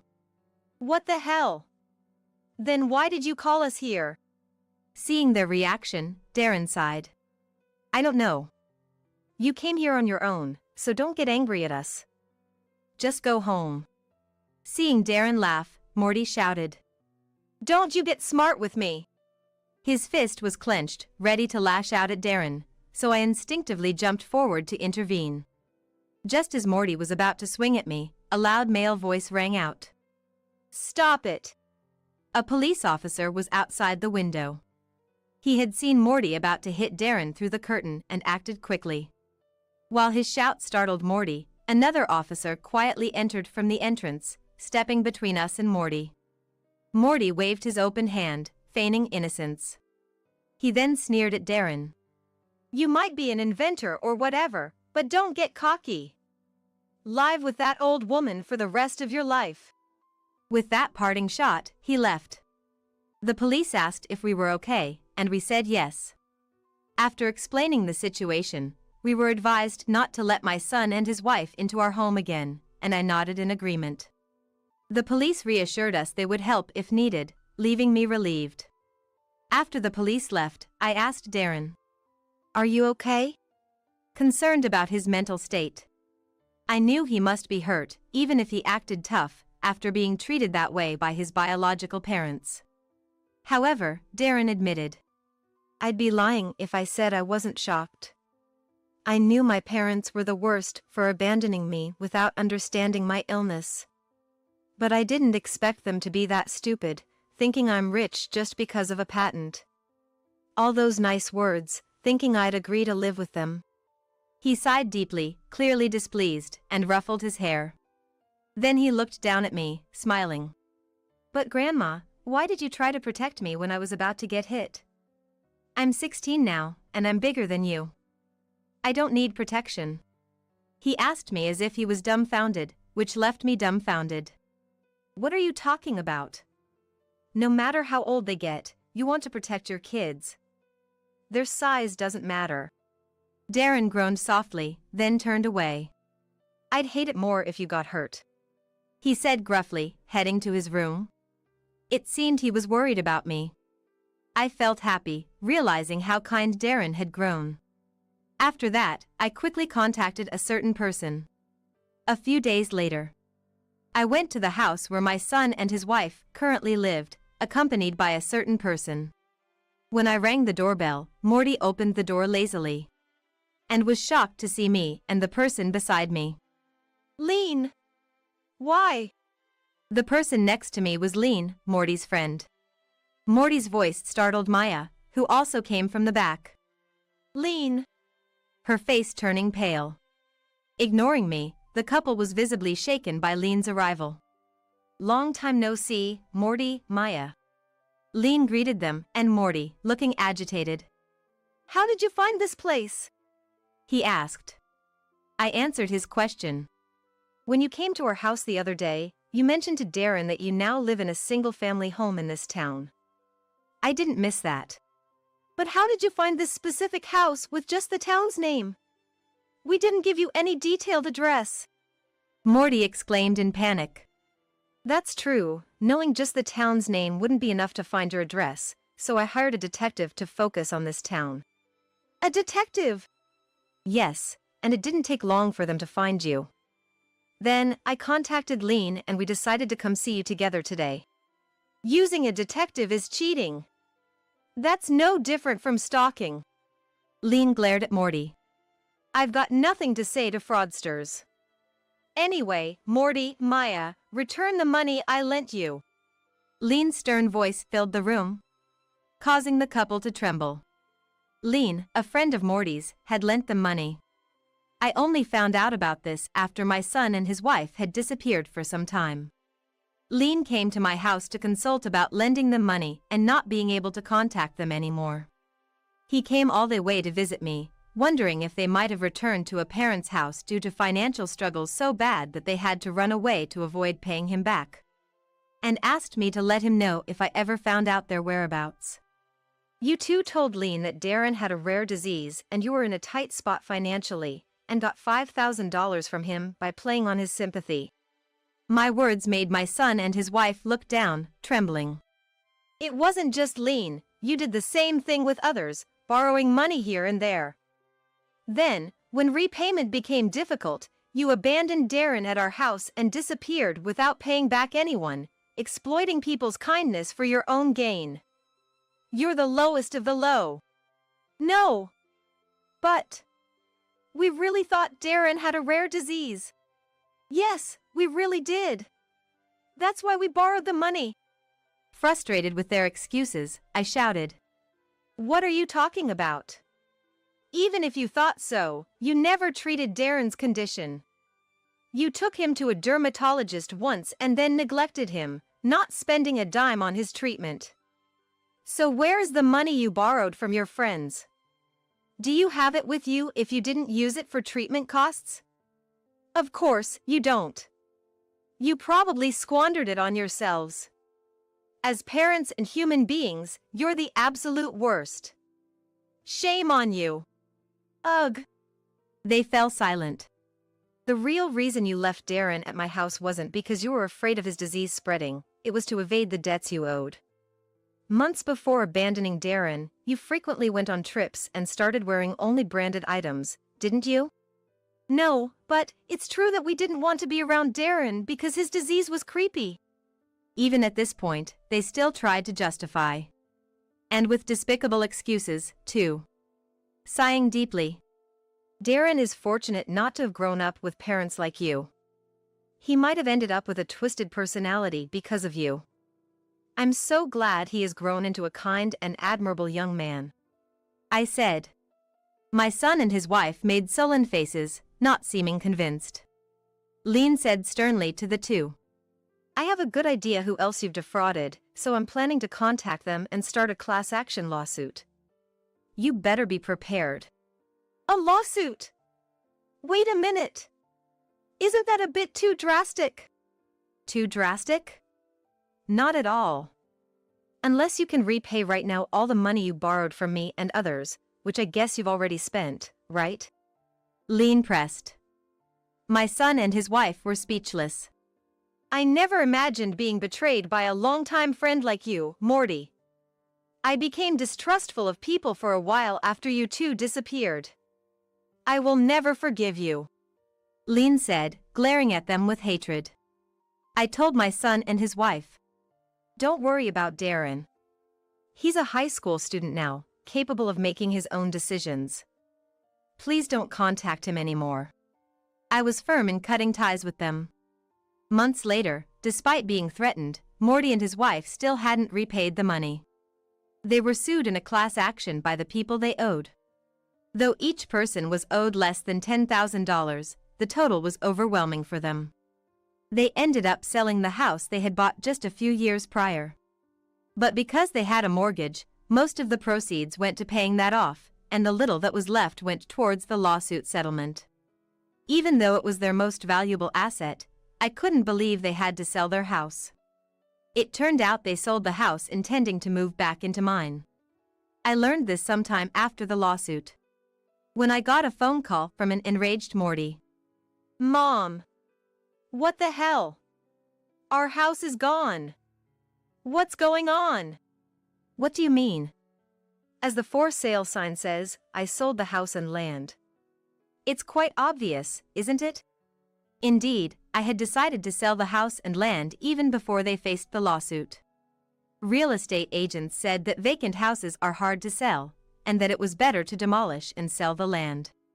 Following their advice, I demolished the house and quickly sold the land due to its good location. The money went towards moving with Darren. Actually, Darren was attending a high school quite far away, and commuting from the old house was quite the journey. So we moved closer to his school for a shorter commute. When I explained this, Morty started shouting. What? Where are you living now? We have nowhere to live since we sold our house. Tell me your address, we'll live with you. There's no way I'll tell you. One reason I sold the house and land was to cut ties with you. I won't tell you where we live, and I'm blocking your number, so don't contact us ever again. No. No way. That's too harsh. Morty was stunned, and behind him, Maya's despairing scream could be heard. The ones who are truly terrible are you too. You don't seem to be remorseful at all, but you should reflect on your actions and attitudes. The last thing I can say to you as a parent is to learn to introspect and repent. Goodbye, I said and ended the call, setting it to block further communication. My disillusioned son and his wife managed to find an old apartment to live in, but they seemed to be leading a tough life. Afterwards, I consulted with the lawyer hired by Lean and reconsidered my relationship with Darren. Until now, I had raised him as a grandmother. But Morty and his wife's presence was negatively influencing Darren. So, I considered legally becoming his parent through adoption. If it were recognized, I wouldn't have to divide my estate equally between Darren and Morty when I pass away. It would prevent Morty from running off with everything. I decided to check with Darren. Darren, I want to adopt you. Not just as a grandmother and grandson, but legally as mother and son. What do you think? I respect your feelings, of course. After a moment of silence. Yeah, I want to be your son officially. Darren smiled shyly and said. With Darren's consent, I contacted the family court with the help of a lawyer. Given Morty's terrible behavior, the adoption was relatively easily approved. Likely influenced by Darren being 16 years old. Darren and I successfully completed the adoption process. It was a joyous moment for me, especially knowing that he chose me over his biological parents even when he is still in his adolescence. Darren, talented in inventing, is always trying new things, and I'm living a peaceful life, enjoying watching him grow. Did the luggage arrive? My parents are moving in with us starting today. Please take care of them. What a joke. Those were the first words that came out of him. As if I wasn't angry enough with James already. Just how selfish can James be? Well, that's that. I'm sure you'll be fine. I knew what James was up to. He wanted to keep me in check by bringing his parents over while hoping to receive various forms of support himself. Anger surged through me, but I quickly smirked. Oh, I've already moved out. What? I had to suppress my laughter at James's dumbfounded voice. It seemed he had forgotten who owned that house. My brother Liam, who was listening in, was also trying hard not to laugh. Did you forget? That house originally belonged to my grandparents, and it's in my name. Oh. So, whose permission were you planning to get for this cohabitation? The last thing I wanted was to let such people into my home.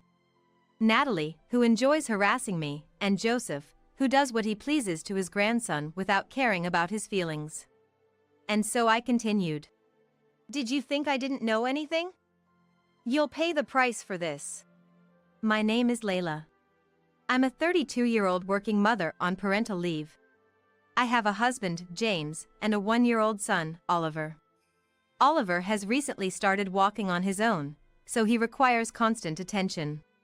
Yet, his toddling around is incredibly endearing, and it's comforting when he calls me with his small mouth. Oliver really loves his mom, huh? I met James, the father of our son Oliver, through work. My family runs a traditional bakery. Every day, we bake delicious bread, and with smiles, we sell it alongside my parents and brother. Excuse me, miss. Could I have your name and contact details? One day, James, a regular customer, approached me. Seeing James blush as he asked me out, I found him endearing, and we started dating. Your cooking is delicious. Is it? Thank you. Yeah. So, will you continue to cook for me? By my side. And so, we got married without any issues. My parents were overjoyed by our marriage, but my younger brother Liam always seemed to be looking on with skepticism. But he didn't particularly object, so I believe he's happy for us. Liam says he will take over the shop because living with us would just wear James out. So with my father's suggestion, the three of us are living in my deceased grandparents' house. We plan to watch Oliver grow up together here. One day, I took Oliver shopping with me. Oliver was holding my hand and toddling as hard as he could. Oh, Oliver! We came together. Now, say hello to your grandma. Oh my God, Oliver! When we bought bread at my parents' bakery, the regulars and my parents greeted Oliver with smiles. Oliver, unafraid of strangers, was always smiling. Since our house and the bakery are about an hour's drive apart, we visit my parents' home about once a month. And when Oliver and I, in high spirits, returned home. What? Don't tell me. The entrance door was unlocked. And there, familiar shoes greeted us. And, as expected, I sighed. Natalie, we did ask you to call ahead before coming, didn't we? Finally back, are you? Where on earth have you been? Ignoring my words, my mother-in-law laid there, watching TV.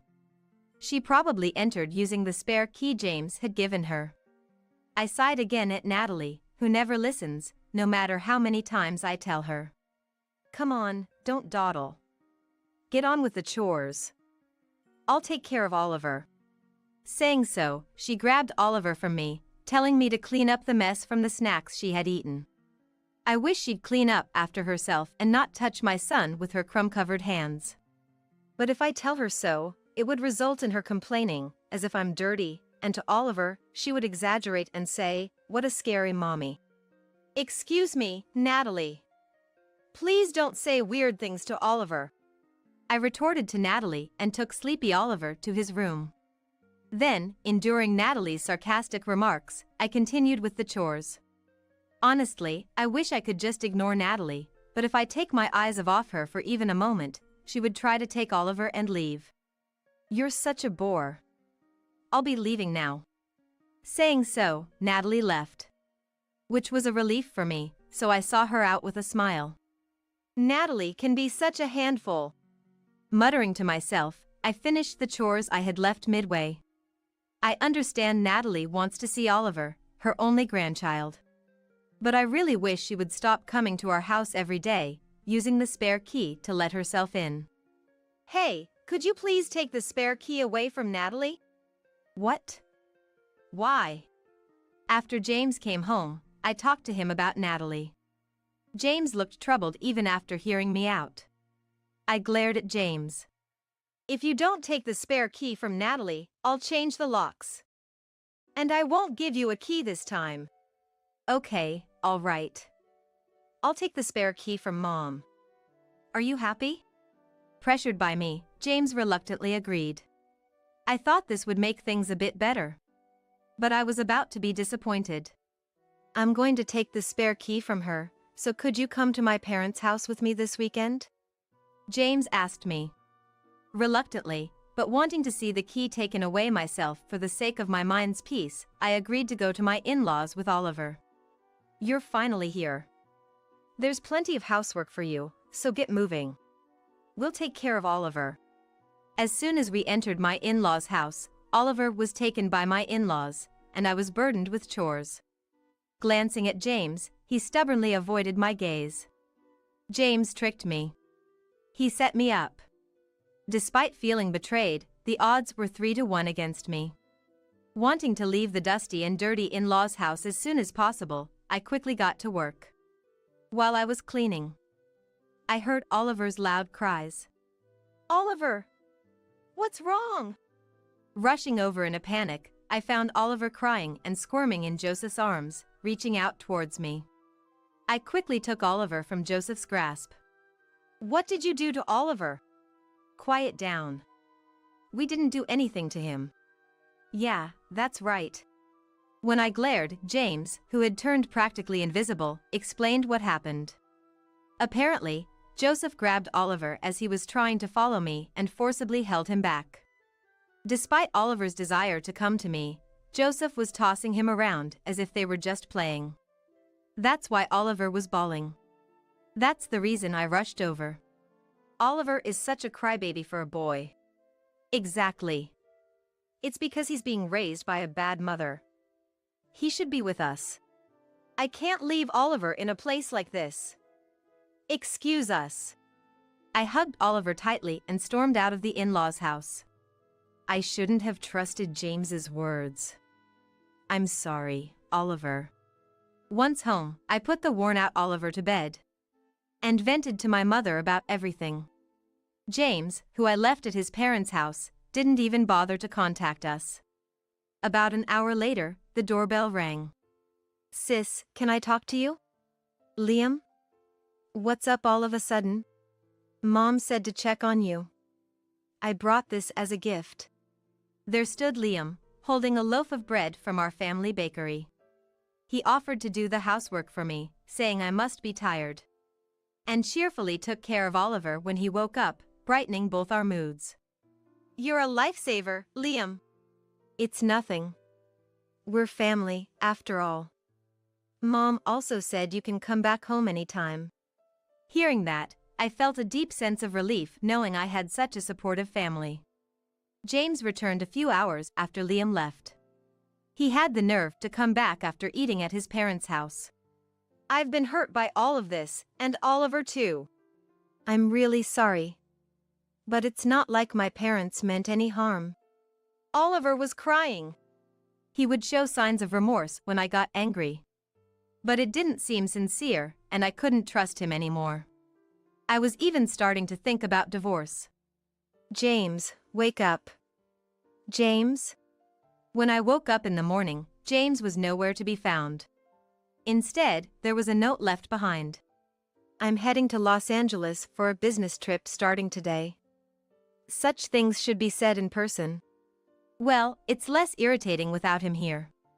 And taking some distance might help us cool down. If he's not here, changing the locks shouldn't be a problem, right? This will give us some peace for a while, Oliver. Oliver, looking at me laughing, laughed too, even though he didn't understand the words.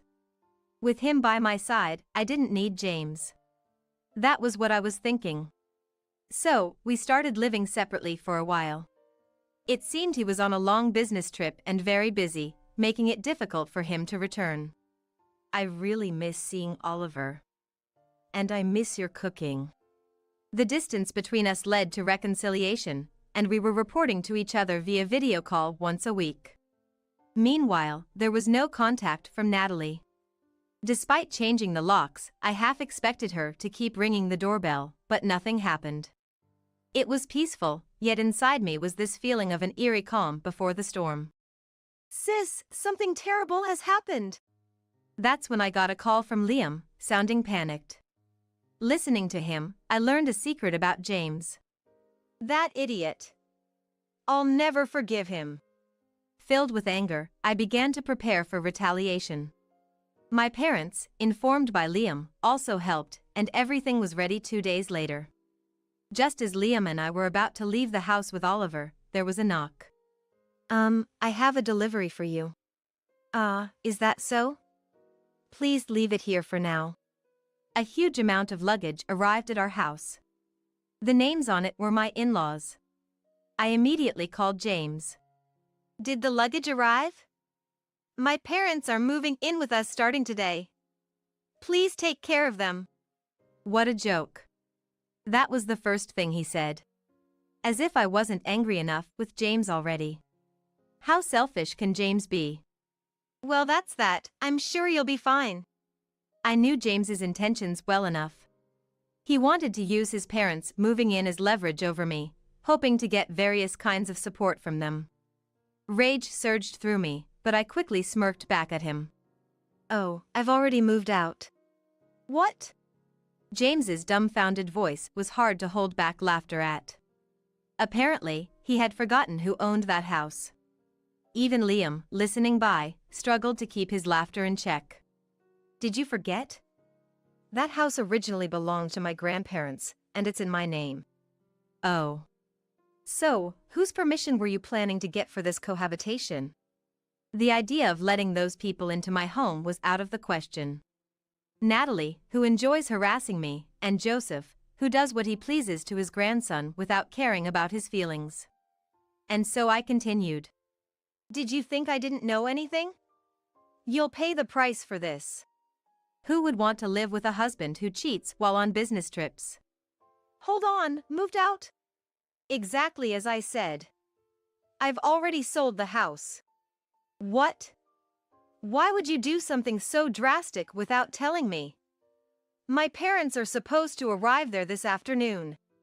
It seemed he had planned to force the cohabitation on me without my consent. The reason Natalie hadn't dropped by unannounced recently must have been because she was busy packing for the move. I can only imagine how tough it must have been to clear out the cluttered in-laws' house. But that was none of my business. That's not my problem. Don't you dare joke with me. You're the one joking, aren't you? Your parents' belongings are in front of the entrance. Goodbye. With that, I hung up the phone. He tried calling back immediately, but I rejected the call and blocked all his contacts. Sorry for making you wait. It's fine. Let's go. I truly owed Liam. The revelation of James's affair came through him. Liam had spotted James arm in arm with an unfamiliar woman at Universal Studios in Los Angeles, where he had gone with his girlfriend, Emily. I hadn't seen James since the wedding, but I remembered him because he was a regular at the bakery. Liam managed to capture evidence of the affair and informed me. Then, with my parents' help, I quickly started making arrangements. Among the bakery's regulars was a private investigator who gathered further evidence. Through connections, a lawyer was introduced to me. A real estate friend of my father's quickly took action regarding the house. The house was renovated before you two moved in, making it very appealing. It's close to a school and within walking distance to a train station. So, it will sell high and it would be easy to find a buyer. True to his word, the house was sold quickly. And today was supposed to be the closing day, but instead, a massive amount of in-laws' belongings arrived. Welcome back, Layla. And you too, Oliver. Both of you, welcome home. You must be tired. Thanks to my parents' warm welcome, I let out a sigh of relief. I'm home. As I said it with a smile, Oliver too chirped in energetically. Everyone laughed in response. Now, all that's left is to fight back. Mama will do her best, so cheer for me, okay? To my words, Oliver showed his usual adorable smile. Layla. Are you the shop assistant today? That's right. Hope you buy a lot. Then, I started manning the storefront while taking care of Oliver. The regulars greeted me with smiles. Being back at the shop was a joyful time for me. It was thinking so to myself when James and the in-laws appeared. Layla. Layla. I stopped what I was doing, handed Oliver over to my mother, and confronted James and his parents. Let's not disturb the customers here, shall we step outside? I don't care about the other customers. Forget about them, how could you be so selfish? Oh, like going on a business trip and cheating is any better? My words caused the regulars to give James cold looks. Noticing that, James went silent for a moment, but he retorted back. We planned to live in that house, and we sold our home for it. Where do you expect us to live now? And according to James, it seems like Layla is the one who's been cheating. The in-laws started shouting that. I was taken aback by Joseph's words. Me, cheating? That's absolutely impossible. I am devoted solely to Oliver. What are you talking about? I've never cheated. Lies. A young man was seen leaving our house. A young man coming and going from that house, that could only be. Must be my younger brother, Liam. What? Your brother? Didn't I tell you? I have a younger brother. As we were talking, Liam appeared from the back. Seeing his face, James looked surprised. It's been since the wedding, James. What? That's really your brother? So? You thought I was cheating and without checking, and you cheated yourself? The business trip was real. However, he had met a woman there and developed a relationship. And without returning home, he chose to nurture his love instead. And then, you went into debt for her. What? At my words, the in-laws now turned their gaze sharply towards James. Meanwhile, James's face turned pale, wondering, how did you know? Unlike you, I did my investigation properly. Not satisfied with just our joint account money, you resorted to borrowing, right? Was it $20,000?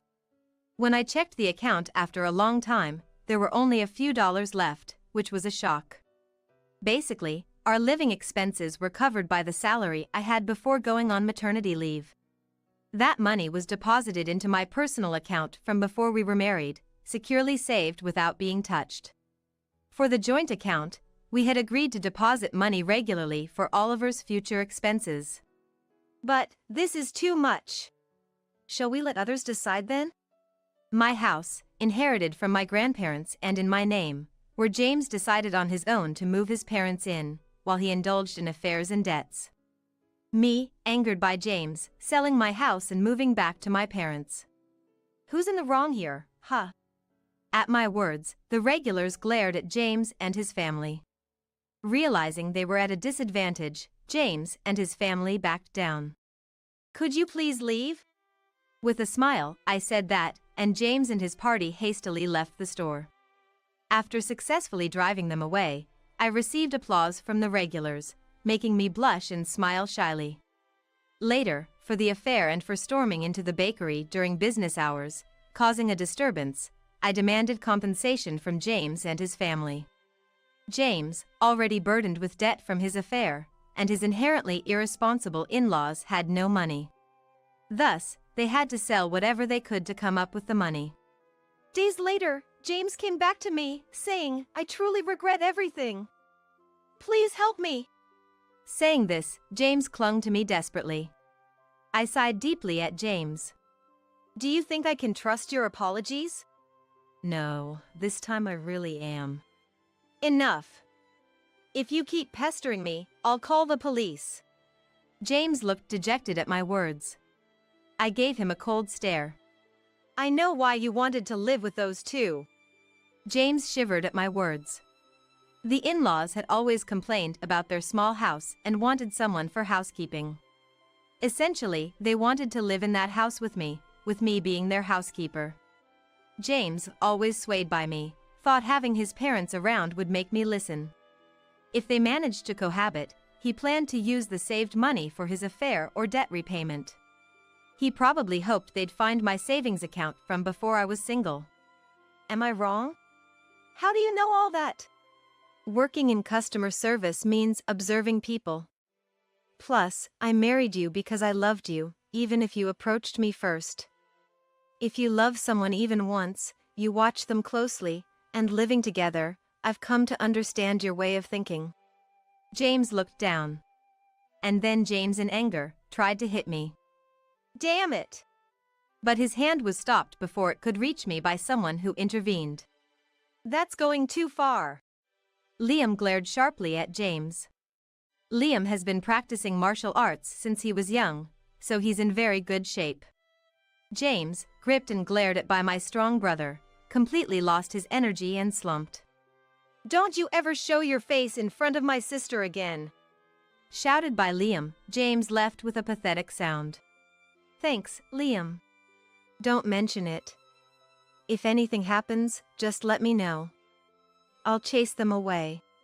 Liam, saying this with a smile, seemed incredibly reliable. You used to be such a crybaby, always hiding behind me. Come on, stop it. I'm an adult now. And I have things to protect. Right. You definitely can't become like that man. Liam laughed at my words, of course. I knew he would protect Emily properly. Both of you, I need your help. Okay. Called by my mom, we returned to the store. After that, James, seemingly terrified of Liam, didn't show his face again. Furthermore, when the divorce papers were sent through a lawyer, he signed them without fuss.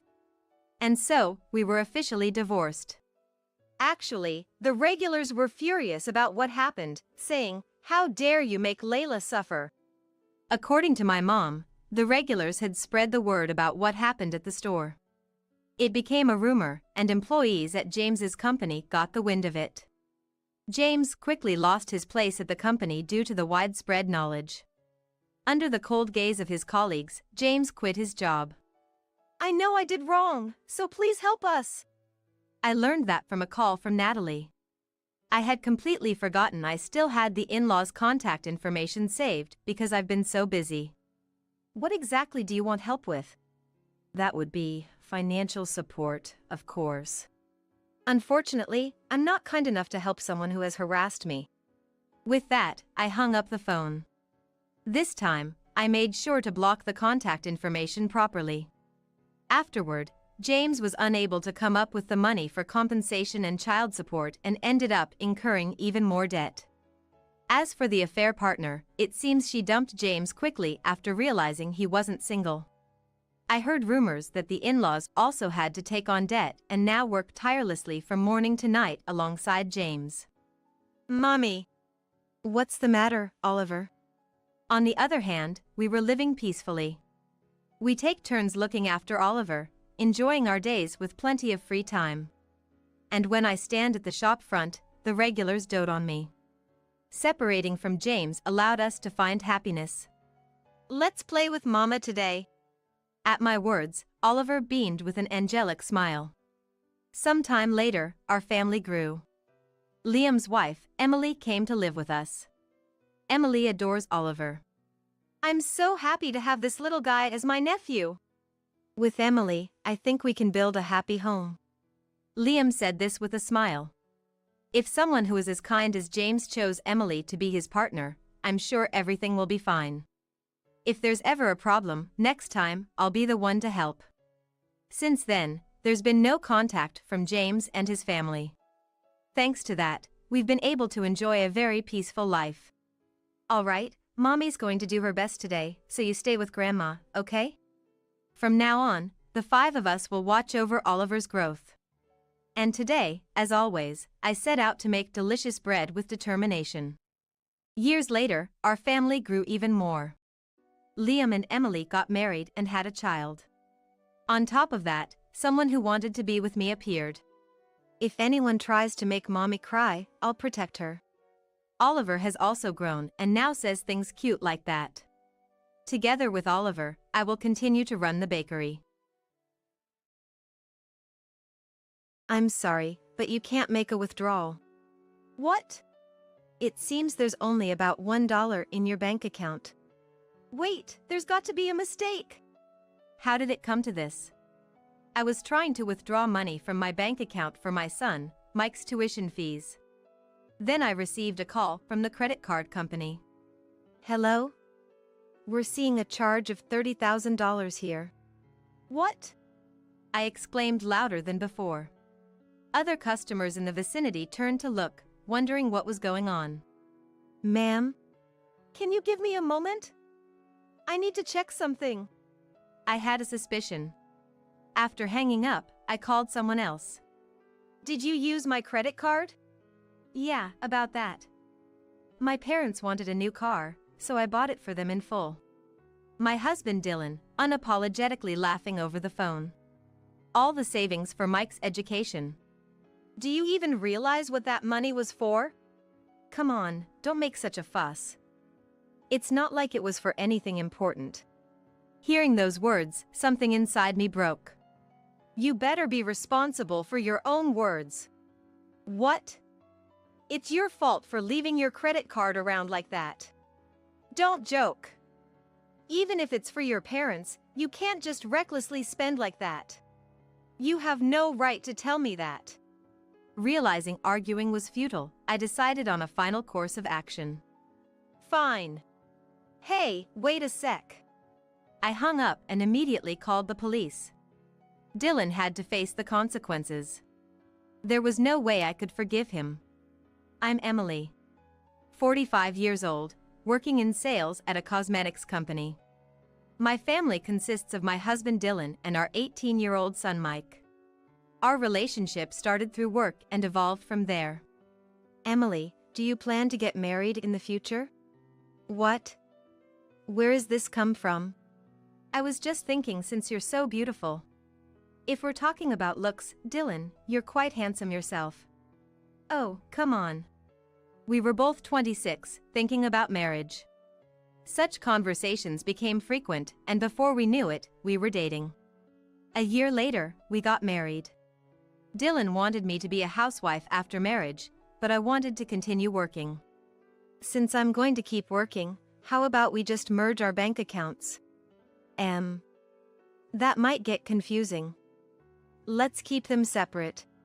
Really? Well, I'll be the breadwinner, paying rent and groceries. You can handle the savings. Okay then. Living together revealed aspects of Dylan I hadn't noticed before. Discussing it with friends, they said it's often the case, which somewhat reassured me. Things were going well after that, so I didn't say anything too strongly to Dylan.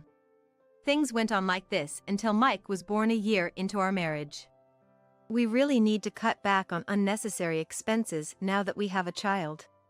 I was on maternity leave and decided to talk to Dylan when he got back from work. I thought that if I talked to him, he would understand.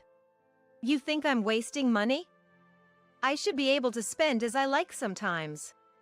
Of course, but my worry is that you're overspending. Ugh. Dylan sighed, looking annoyed. I was worried if we were okay, being this way so early in our marriage. But the problem didn't solve itself as time went by.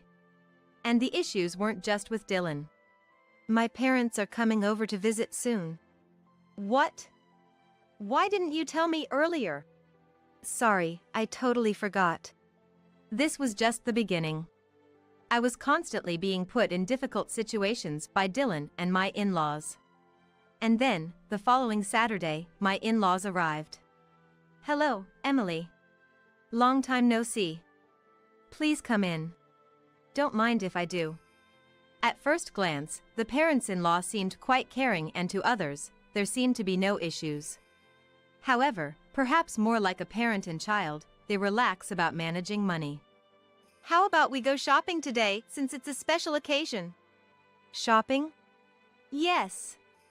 There's something I've been wanting for a long time. But since Mike was in a bad mood and wouldn't stop crying no matter what, I ended up staying home. All right, I'm counting on you to house sit. With that, Dylan left with the parents-in-law. When they returned about 2 hours later, I was surprised to see them. What's with all those bags in your hands? Oh, these? Yeah, I guess I bought too much. Moreover, the bags were printed with logos of famous brands. We're back. Sorry for making you house sit. Oh, no, it's okay. Mother-in-law Rebecca was also carrying bags similar to Dylan's. Then, sitting on the sofa, she started spreading out her purchases as if to show them off to me. I didn't own that much myself. Moreover, since getting married, I've been trying to save money, keeping the future in mind. Thank you for today. I can't believe you bought me so much. It's nothing to worry about. It's just filial piety. Plus, I got a lot too.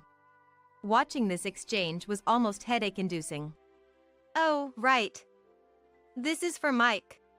Saying this, Dylan pulled out a piece of baby clothing from a brand. We had to make you house sit, after all. Father-in-law Bert said with a laugh. I had hoped they might have bought something for me too, but there was nothing, and Dylan and his parents seemed satisfied looking at their own things. The day ended with a family dinner and we said goodbyes, but there was another chance to meet the in-laws at a family gathering. Welcome. Thank you for having us today. Even I, who wasn't much interested in brands, could tell Rebecca was dressed head to toe in brand name clothes. You always seem so plain. This was said while we were drinking coffee in the living room. From the moment she arrived, Rebecca had been looking at me, and this was why. I've been meaning to say this, but you need to take care of your appearance more. Then Dylan joined the conversation. What are you talking about?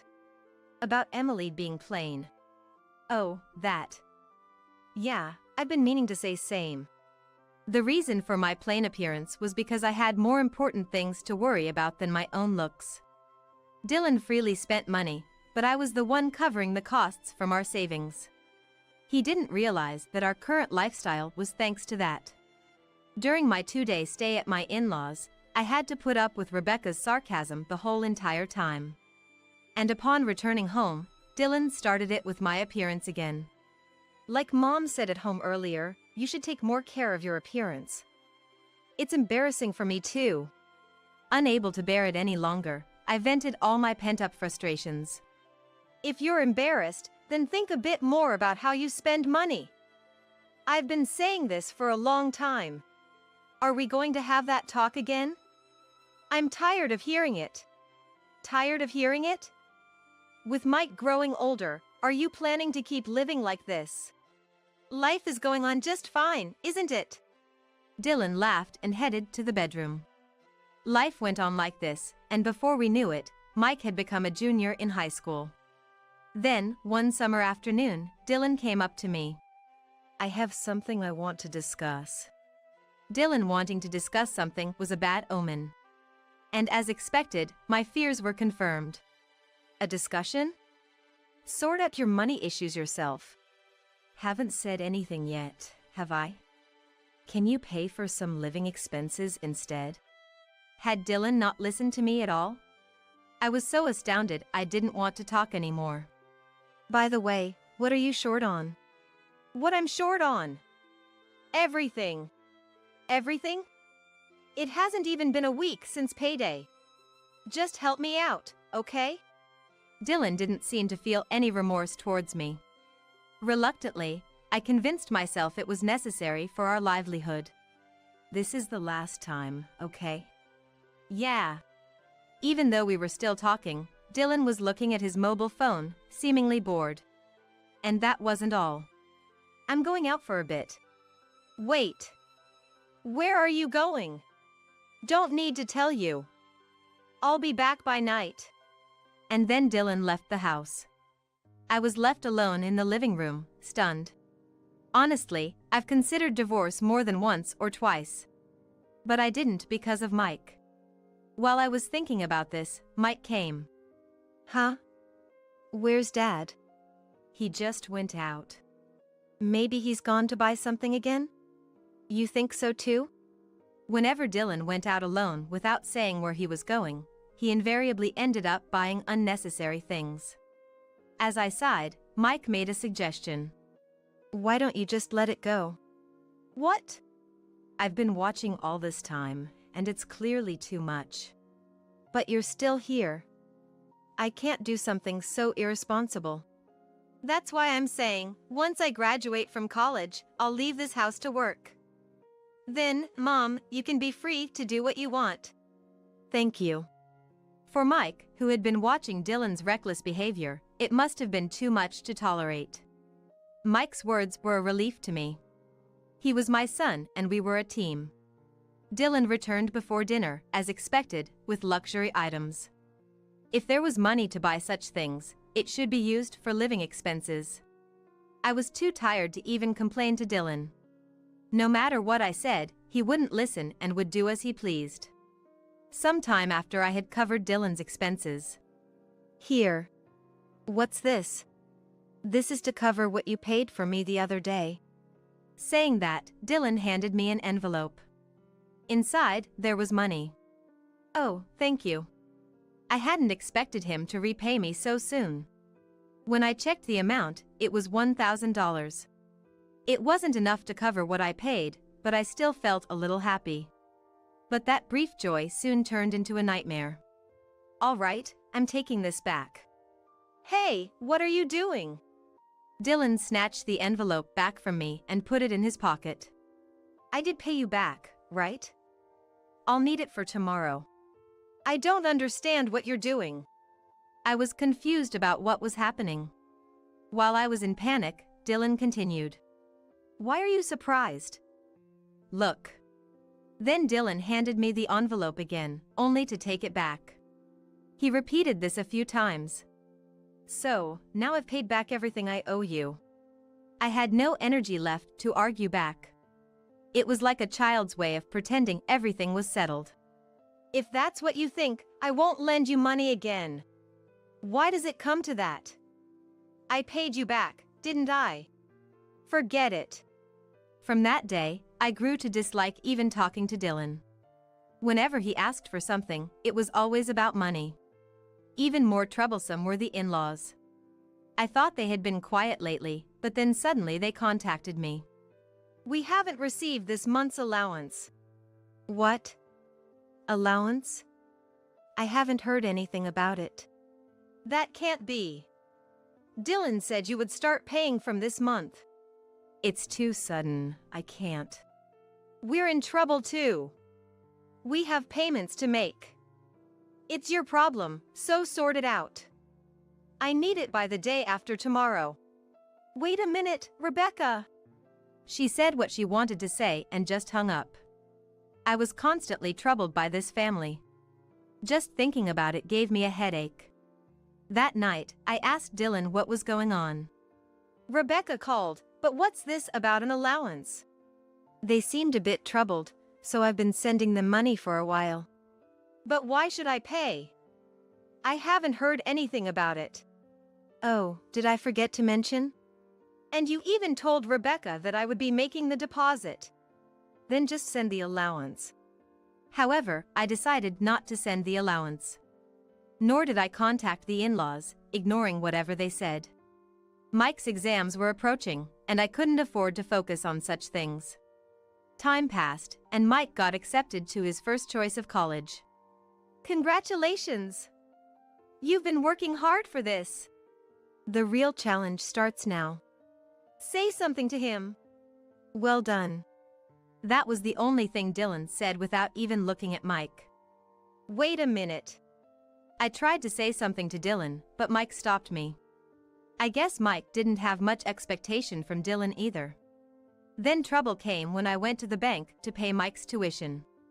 When my number was called and I approached the counter, an unexpected incident occurred. I'm sorry, but you cannot make a withdrawal. What? It seems there is only $1 in your bank account. Wait, there's got to be a mistake. How did it come to this? I was just trying to withdraw money from the bank account for Mike's tuition payment. Then, a call came from the credit card company. Hello? We have noticed some unfamiliar usage on your credit card. Do you have any idea about this? That can't be right. It has to be a mistake. We have a record of the usage. There's a $30,000 charge on your account. What? I exclaimed louder than before. Other customers in the bank turned to look at me. Ma'am? Sorry, could you give me a moment? I need to check something. Understood. I had one suspicion in mind. I hung up and called someone. Where are you now? At home. Why are you so panicky? Did you use my credit card? There was a brief silence. Yeah, that. My parents wanted a new car, so I bought it for them in one go. Dylan laughed over the phone, without any sign of remorse. All the money I had saved for Mike's education. Do you even realize what that money was for? Come on, don't make such a fuss. It couldn't have been for anything important. Hearing those words, something inside me crumbled. You better be responsible for your own words. What? Responsible? It's your fault for leaving your credit card out. Don't joke around. Even if it's for your parents, do you realize how stupid this is? I don't need to be lectured by you. I realized it was futile to argue with Dylan. I decided to take the final step. Fine then. Hey, wait. I hung up the phone immediately and then contacted the police. Dylan would have to face the consequences. No matter what, I couldn't forgive this. When I got back home, I confronted Dylan. You better pay back every penny you used without permission. Sorry, I'm a bit busy right now. What? Dylan was getting ready to leave. I told you I bought a car, right? They're treating me to dinner today. Is this really the time for that? We're not done talking yet. Then we can talk when I get back. I'll be late if I stay now. Ignoring my attempts to stop him, Dylan was about to leave when I told him about notifying the police. I just called the police. He stopped in his tracks. What did you say? Did I hear something about the police? It's not your imagination. What the hell did you do? It's obvious, isn't it? You used my credit card without permission. Taking someone's money like that is theft. Your money is mine too. I just used it. And now you're calling the police. What are you thinking? Anyways, pay back the full amount. And make sure you apologize to Mike too. Apologize? Why? Mike has nothing to do with this. I sighed. Using the money for his own desires was just unbelievable. That money you used was saved for Mike's entrance fees and tuition. But thanks to you, we can't even pay that now. Why didn't you tell me sooner? How could I expect you to do something this foolish? Then he started blaming me. Not realizing someone used your credit card, aren't you the foolish one? My anger was rising. Also, you've always looked down on me, haven't you? That's you. Don't you see me as anything more than a wallet?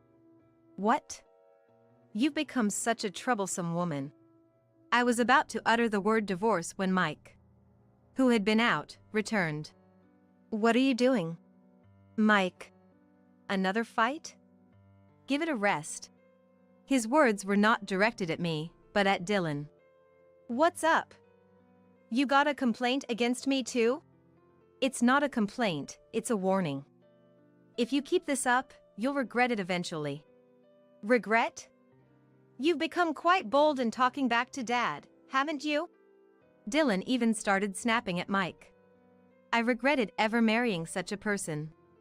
Oh, right, I almost forgot to tell you, I'm going on a trip in a week. How can you be so selfish? I thought about taking you guys along, but changed my mind. Just stay home and behave. Dylan laughed at us mockingly and left to buy things for his trip. Left behind, we looked at each other. I'm sorry, Mike. Your tuition. So that's why you were fighting. Now I couldn't even send him to college. Even though it was Dylan's fault, I wouldn't have been surprised if Mike blamed me. But instead of blaming, Mike was concerned about me. It's not your fault, Mom. Dad's the one to blame. And it's not like I can never go to college. I felt grateful to Mike for saying that, but was also filled with guilt. I decided I had to get revenge on Dylan to the end. I need your help with something. Of course. I'm on your side, Mom. So, we planned our strategy before Dylan returned. And then, in the morning a week later. See ya. I'll be back the day after tomorrow. I didn't even respond. What's with you? At least say something. Oh, and I paid for this trip with your credit card. Dylan left in a good mood. I wasn't even surprised to hear that. Is he gone? Gone. Shall we start then? Yes, let's. We packed up everything except Dylan's belongings. During this week, we had found a place to move to. We decided to move on the day Dylan went on his trip. We're finally done. It took quite some time. Just need to get the movers now. Soon the movers came. We left a note in the room and headed to the new apartment. I also decided to cancel the lease on the current apartment. I was the one who had originally signed the lease. Thus, a new life with Mike began. I wonder what he'll think when he gets back. He'll probably panic. But whatever happens, I don't care. Serves him right. The day Dylan was supposed to return from his trip arrived. Sure enough, there was a barrage of calls from Dylan. Curious about his reaction, I answered the phone. Emily! Where are you? I don't think I need to tell you that. Stop joking around. I think you're the one who's joking. Did you check the table? The divorce papers? Yes, those. My name is already on them. Fine. Then we'll get divorced. With that, Dylan hung up. The next day, Dylan sent a photo of the signed divorce papers. I felt relieved, but still had things to do. I immediately contacted a lawyer to get back the money he had used without permission. About a month later. What do you mean move out? A panicked call from Dylan came early in the morning. It means just that. I signed the lease, after all. I can do whatever I want with it, right? I can't just accept that. Come back here now. That's impossible. We're divorced, remember? I thought it was time to say everything I wanted to Dylan. Also, I'm getting the money you used back through my lawyer. You did what? Yes. I don't need to hold back anymore. So, I'll do as I please. Who do you think allowed you to live like this? I certainly don't think it was thanks to you. Even over the phone, I could tell Dylan was furious. But his anger couldn't change the reality. Just get out of that house quickly. It's not yours anymore. You'll regret this. He hung up, but I wasn't bothered. In fact, I laughed out loud. What happened? Sorry. That was him just now. And what did he say? Of course, he was angry. Told me that I'd regret this. What's that supposed to mean? It's funny, isn't it? After that, Dylan, unable to do anything, had to leave the house. He truly got what he deserved. Apparently, Dylan moved back to his parents' house, but that was a mistake. Dylan's hell was far from over. The next day after Dylan contacted me, the lawyer informed me that we could formally recover the money. It looked like we could also claim compensation for all the trouble he had caused. How dare you do this to us? Huh? The call from Rebecca was full of complaints. Thanks to you, we're in trouble. We can't make our payments now. How are you going to fix this? That's unfortunate. But it's no longer my problem, and you'll have to resolve it on your end. You should pay in my place since it's your fault. Absolutely not. If you had any gratitude for the help we gave you, you should repay that kindness. I don't feel I owe you anything, so I'm fine. Goodbye. This time, I was the one to hang up. It was a truly liberating moment. This outcome should have been easy to predict. A family all lax about money was bound to collapse eventually. Blinded by immediate desires, they failed to see the reality of their situation. We finally got our money back. Yes, but we couldn't make the college payment in time. It's okay. I'll try again next year. Mike was incredibly positive. Seeing him like that lifted my spirits.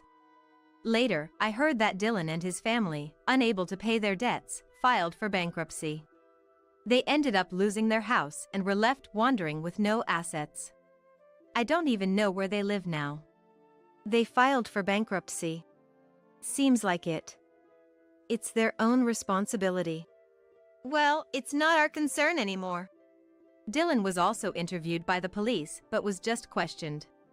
The police couldn't intervene further. However, this incident reached his workplace, and Dylan was apparently fired.